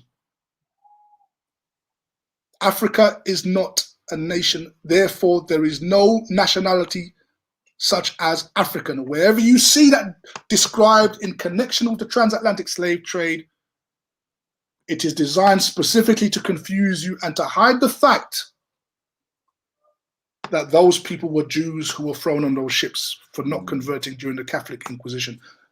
I encourage you to do your research. Don't listen to me. Do your own research and your own due diligence. Now, with that thought in mind, let's now look at Sharon Spice Gibson's DNA results and see whether or not her DNA results match up with the story we've just discussed. Next slide.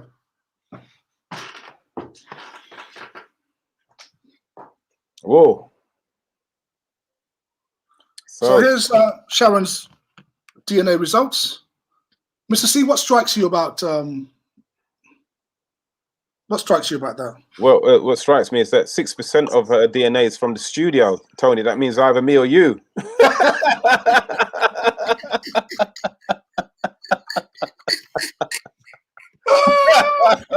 Hey! We gotta talk to Sharon's mom and say, Sharon's mom and dad, what were you doing in the studio? Oh, go on. So don't worry. It says Mali. It says Mali. Mali. Of course.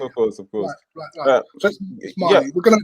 So look. So this is the fourth. This is the fourth DNA reading. Reading that we've looked at, and they're very similar other than the percentages, right? But there's a story. There's a story behind all of this, okay? So I want you to just keep in mind, I've separated the nations that her ancestors have been at for good reason. I want to sort of keep it all in order because the actual results, they're all over the place. But I want you to separate them preferably by continent so we can explain this, okay? So we have Benin and Togo, 38%, Nigeria, 33%, Ivory Coast and Ghana, 8%, and Mali, 6%, okay? Now, next slide.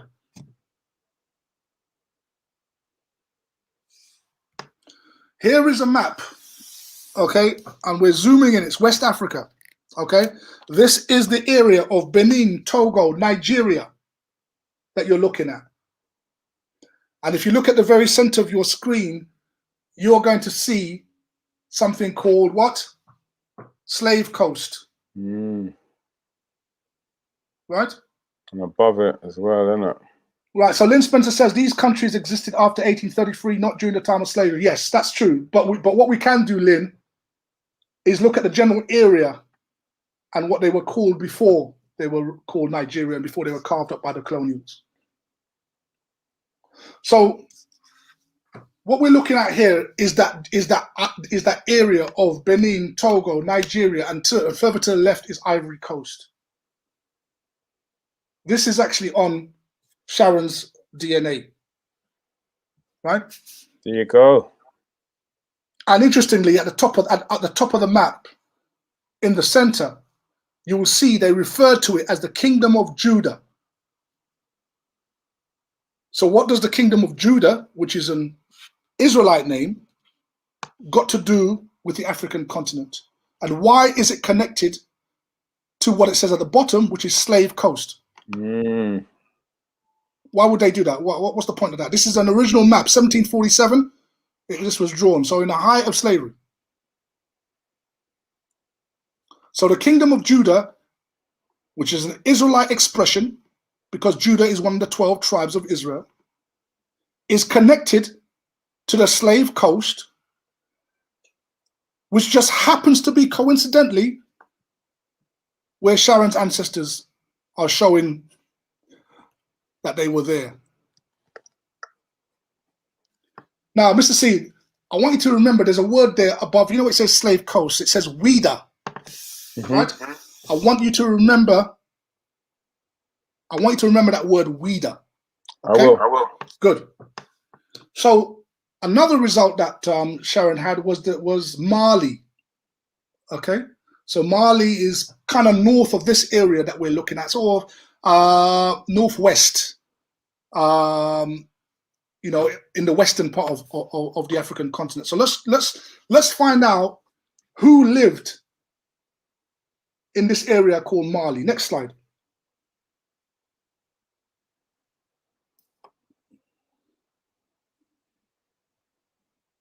Next slide, again. Next slide.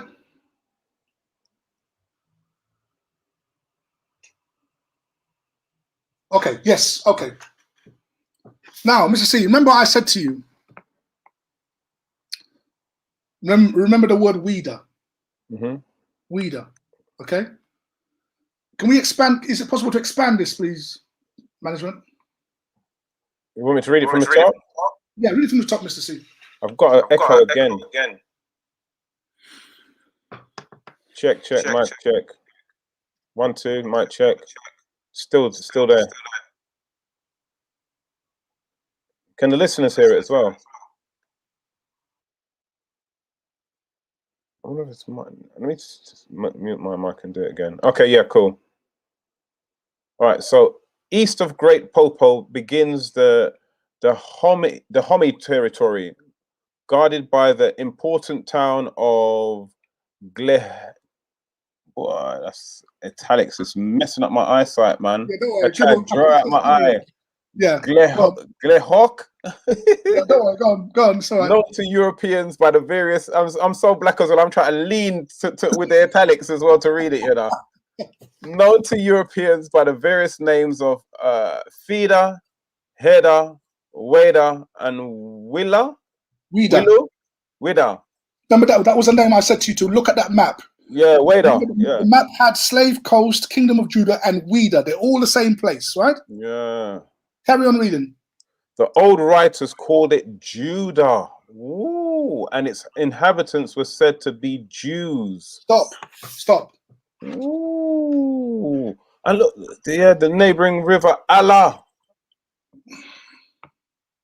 Allah. Look, so the point being here, look, I'm trying to say is that it all lines up. The map said Kingdom of Judah, Slave Coast.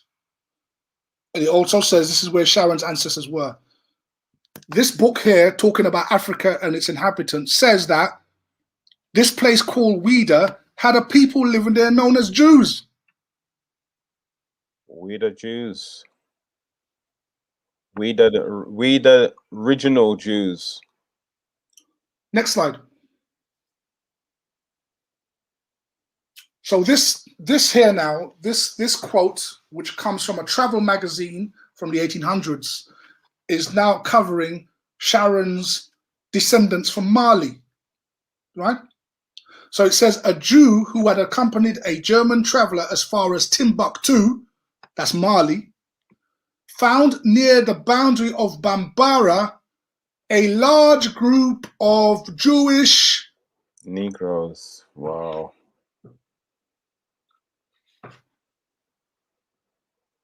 Must be coincidental, Mr. C. I must be making this up. Yeah, man. Nearly every family among them possesses the law of Moses written upon parchment.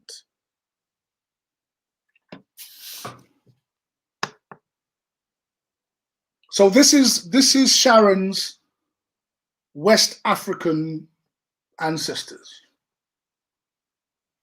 Wow. Right? But no, we're not finished yet. Next slide.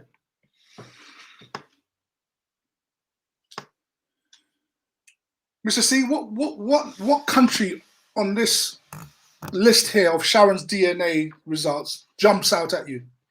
All of them apart from Cameroon, Congo, and Western Bantu peoples. You've got Right. Sweden, Ireland, Norway, Portugal, England and Northwestern Europe, Germanic Europe. Right. I know she's red, Tony, but that's taking a mick, mate. That's taking a mick, innit? I mean, the first one that strikes us that we've been talking about a lot is the most obvious one, which is Portugal. Mm-hmm. Right? So she has Portuguese with 1%. Right? Cameroon, Congo, and Western Bantu peoples. Again, these are all the areas that those who were taken as prisoners of war, those who were enslaved. So that makes sense. That makes sense to be there. Right? But Norway and Sweden. Next slide. How do we explain Norway and Sweden? And Ireland. We'll get to that. Mm.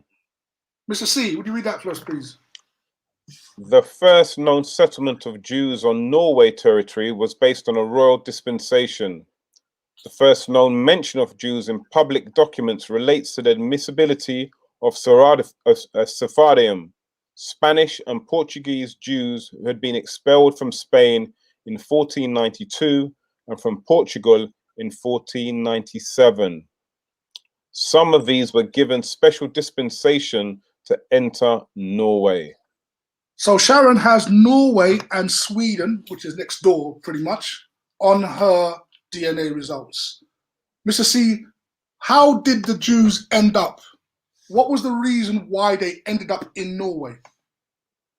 Oh gosh, I think it's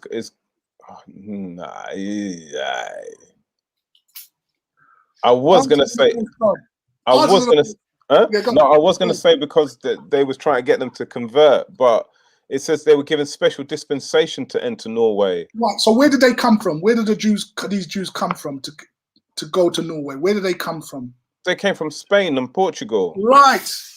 You remember you yourself said it earlier that when they were forced to become, many of them left and they went into Europe. Yeah. Norway and Sweden is one of the places they went to. Mm. Right? It says because look, the Norwegians were considering, right, whether we should admit Spanish and Portuguese Jews who had been expelled from Spain in 1492. Well, we should open our doors and welcome them in. Do you see what I mean? Yeah. So where they came from tells us, and Sharon has that on her DNA. And the same would be true for Ireland too, because again, many of them went into Ireland. We even know that there were groups of black Jews that were in London.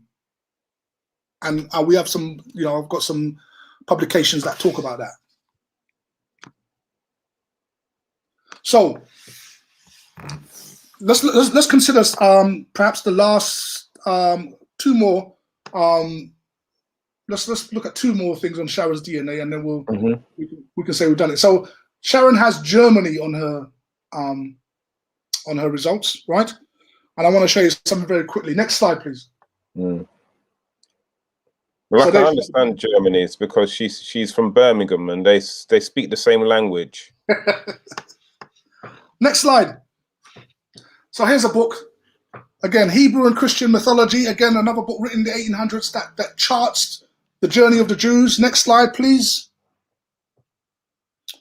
It says there, the Jews were expelled from Vienna in 1196, from Mecklenburg, which is where Queen Charlotte comes from, Mecklenburg in 1225, from Dresden in that's Germany now we're talking about, right? From Frankfurt, 1241, from Munich, 1285, from Nuremberg, 1380, Prague in 1391, and from Ratisbon in 1476. From 1346 to 1350, the Jews were murdered by thousands until the race in Germany became nearly extinct. That is why she's showing up with Germanic. Wow. Wow. Next slide. So the results of Sharon's DNA test attest to where her ancestors went, and it ties in with the history that we're discussing. And it ties in with what I'm saying, which is that words such as African, words such as slave or enslaved, words such as black are used very specifically to confuse you when trying to work out what your history is. It is impossible that you are Africans. Why? Because as big as Africa is, millions of people were taken from all parts of Africa. How is it that they now show up in DNA tests in a very similar way? How is that possible? That randomly you can pick up Africans from the west, from the east, from the central, from south, and all of it, and then do DNA tests on them 500 years later, and they all got very similar readings. How is that possible? Unless they belong to one specific nation. Management, can we get rid of Bruce King, please? It's spam.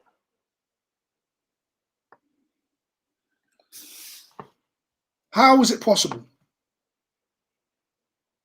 You've got to be dealing with one specific nationality, one specific nation, one specific people. It cannot be a continent of random people you've put on ships.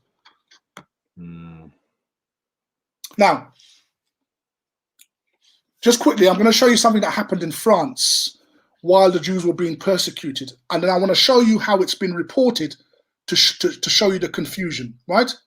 So I'll just read that. It says, it is well-established history that in France alone, thousands of Jews were burnt at the stake. This is what we were discussing earlier. On one occasion, 160 men, women, and children were bound hand and foot and thrown into a ditch, right? Wood was piled on them and a torch applied, while numbers of priests stood by with uplifted hands calling on their savior. Now, so you get the point, right? So this all had to do with the persecution that the Jews were facing, right? They were bound, thrown in ditches, wood was thrown on them and it was burnt, right? Now, recently in Portugal, they found some of this, right? Next slide.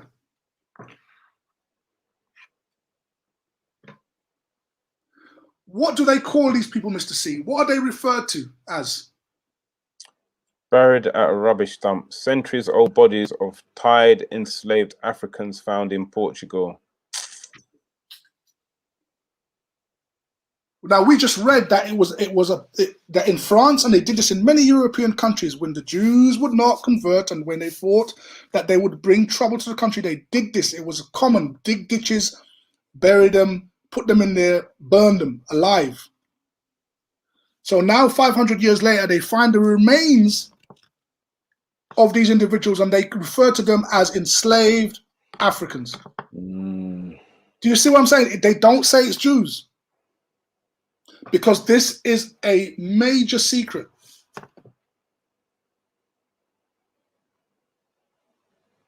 We know that there were persecuted people in Portugal and Spain. We know that they were black. And we know that they were killed and burnt and raped and enslaved and put in ditches. Yet, when they find the evidence, what are they called? Enslaved Africans. So, people, what I want you to do is, whenever you're reading these history books and when you see enslaved Africans, African slave trade, understand it's mind games they're playing with you. It's word games. It spells they're casting on you. Right. Next slide. Mr. C, let's look at this verse from the Bible, which confirms what we're saying. Can you read that, Mr. C? Genesis chapter 15, verse 13 reads, Then the Lord said to him, Know for certain that for 400 years your descendants will be strangers in a country not their own, and that they will be enslaved and mistreated there. Next slide. Mr. C, tell us how they were going to be taken to these places. And the Lord shall bring thee into Egypt again with ships. Thank you. So Egypt, which is a metaphor for slavery, it was going to be by means of ships that these people, who in the Bible are Israelites, were going to be taken away to foreign lands for 400 years. It was foretold. It wasn't foretold that Africans would be taken away for 400 years. It was Israelites, Jews, that would be taken away for. Why? Because of their breaking of the covenant. We don't have the time to go into that right now, but I've done a whole show on that if you want to look back through the series. But that they were foretold to go into slavery on ships.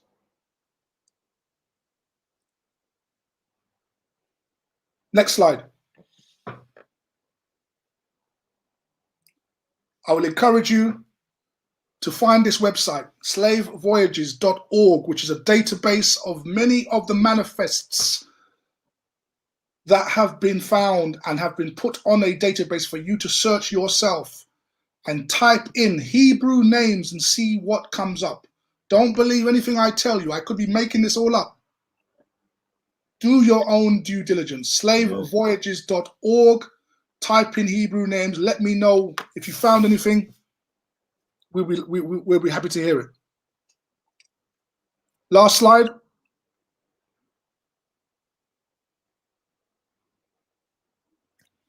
If you're interested in further understanding of what we've been discussing this evening, I'd recommend this book as a starter, Foundational 101 on Black History. It will force you to remove your prejudices and your bias about what you think you know. And it will force you to re-examine what you have believed to be true, because you haven't been told the truth. Mm-hmm.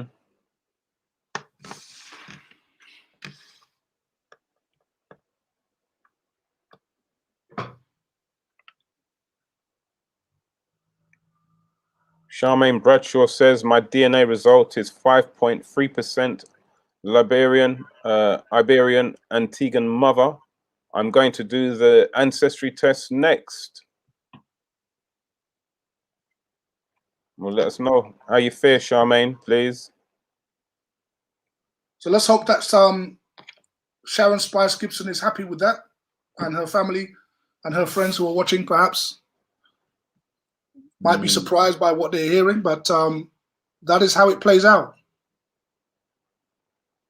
That is how the history plays out.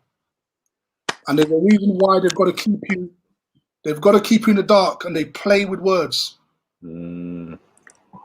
all the time. Continuous play with words. Everything is a play on words. Absolute play on words with everything. Well, Tony, another fascinating, in-depth journey you've taken us on our Black history. You've unraveled the intricacies of Sharon Spice Gibson's Brummie accent and all the dialects which make her so unique and special to us, as is all of our viewers. We want to say thank you to Angela, Marie, Karen, Lynn, so many, Jemmy, Miss Kazmak, Raheem, whoever I missed out, Tony, Lorna.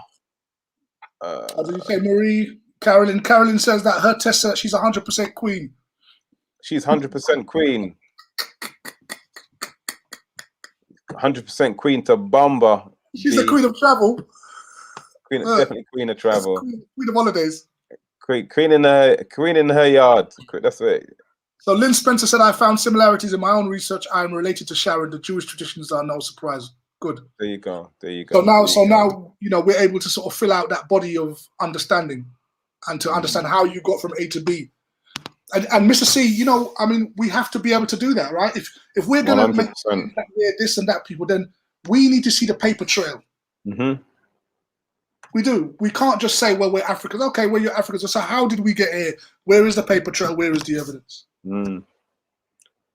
And again, you know, there are some bits, because you see, I think what it is that for a lot of us as Caribbeans, you know, because of the hurricanes and again some of the destruction of certain papers, it's been difficult to track our journey of our ancestors as such to a degree. But this whole DNA testing brings up a whole complete new way of connecting back to the motherland, or connecting back to the paths that we've traveled throughout Africa and the rest of the world.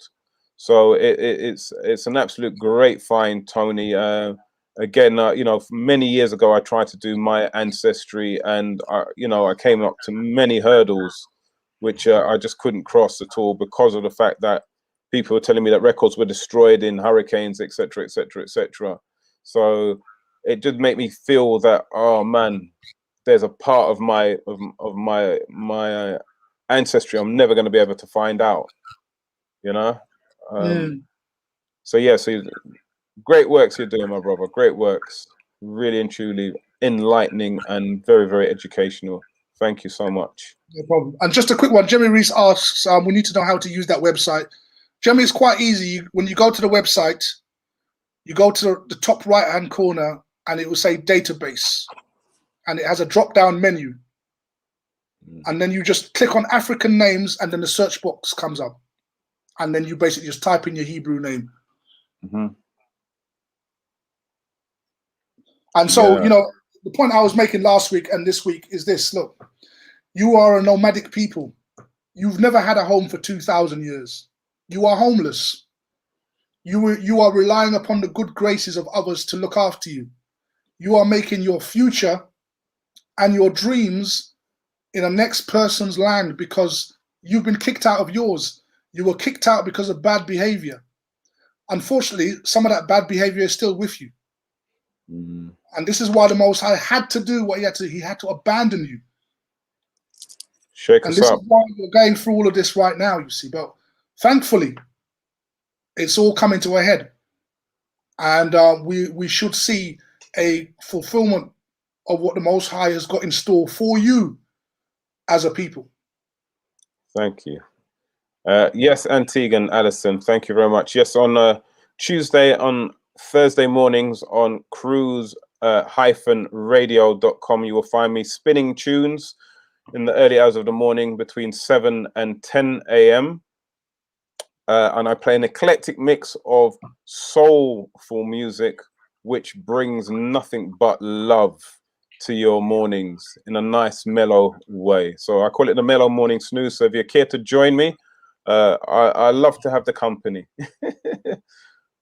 And I promise to bring a little bit of laughter and, most importantly, lots of love to your mornings on Tuesdays and Thursdays. So that's cruise-radio.com. Mr. C, just a last point there, because Jemmy asked this question last week. I didn't get a chance to answer. It says, how do I find my Hebrew name? Jemmy, it's unlikely. Yeah. However, you will be given a new one. And I think this is really important. It's a good question what you asked there, Jemmy, because like as I said, we've seen so many people, like with of course we talk about Leo Chester, who's now known as Leo Muhammad. We've seen things like Cassius Clay, Muhammad Ali. We've seen many people have decided that I will no longer take my this name, which has no real connection to my real past, any more forward. And from this day on, I will create a new legacy of what I think this name means to me and those who will carry this name forward that I have given them. And I think that's what some of us will have to make that decision. You know, like I'm tremendously proud of my family names. However, I have to really sit down and think about the connections to what is real and what isn't, and say to myself, well, do I carve out a new time and a new moment for me and my sons and their sons and future generations? Because from once I watched Roots, I've always known that Kambi Balongo mean river. But according to Most High's intentions, Mr. C, his people will have their names changed. Because the name you have now is not your name. So he will have your names changed. So the point being is there's no need for you to personally go and change your name.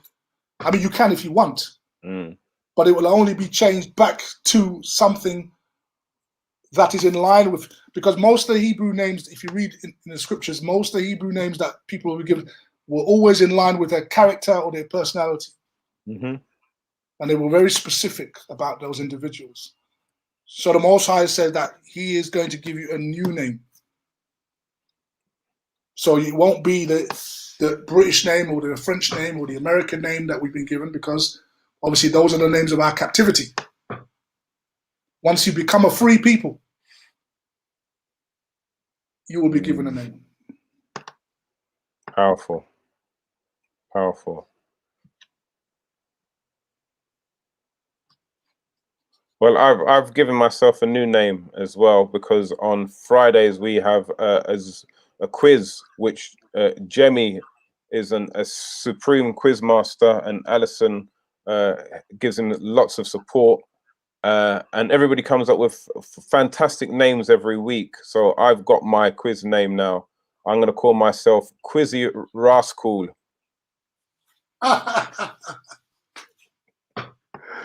Can I tell you a story, a quick story? Of course you can. Which ties into the early part of our which ties into the early part of our discussion. One of my exes, she used to call me Black Jew. Ooh. Right, which is somewhat prophetic, really, right, based upon what I'm teaching now. But So the reason why, was this before you had all of this knowledge? She was calling you that. Yes. So that's the Wow. point. So the point is, it's not. So before I really understood this, she used to call me Black Jew, right? So which is kind of prophetic. But the reason why she called me Black Jew is because I wouldn't buy her the latest iPhone.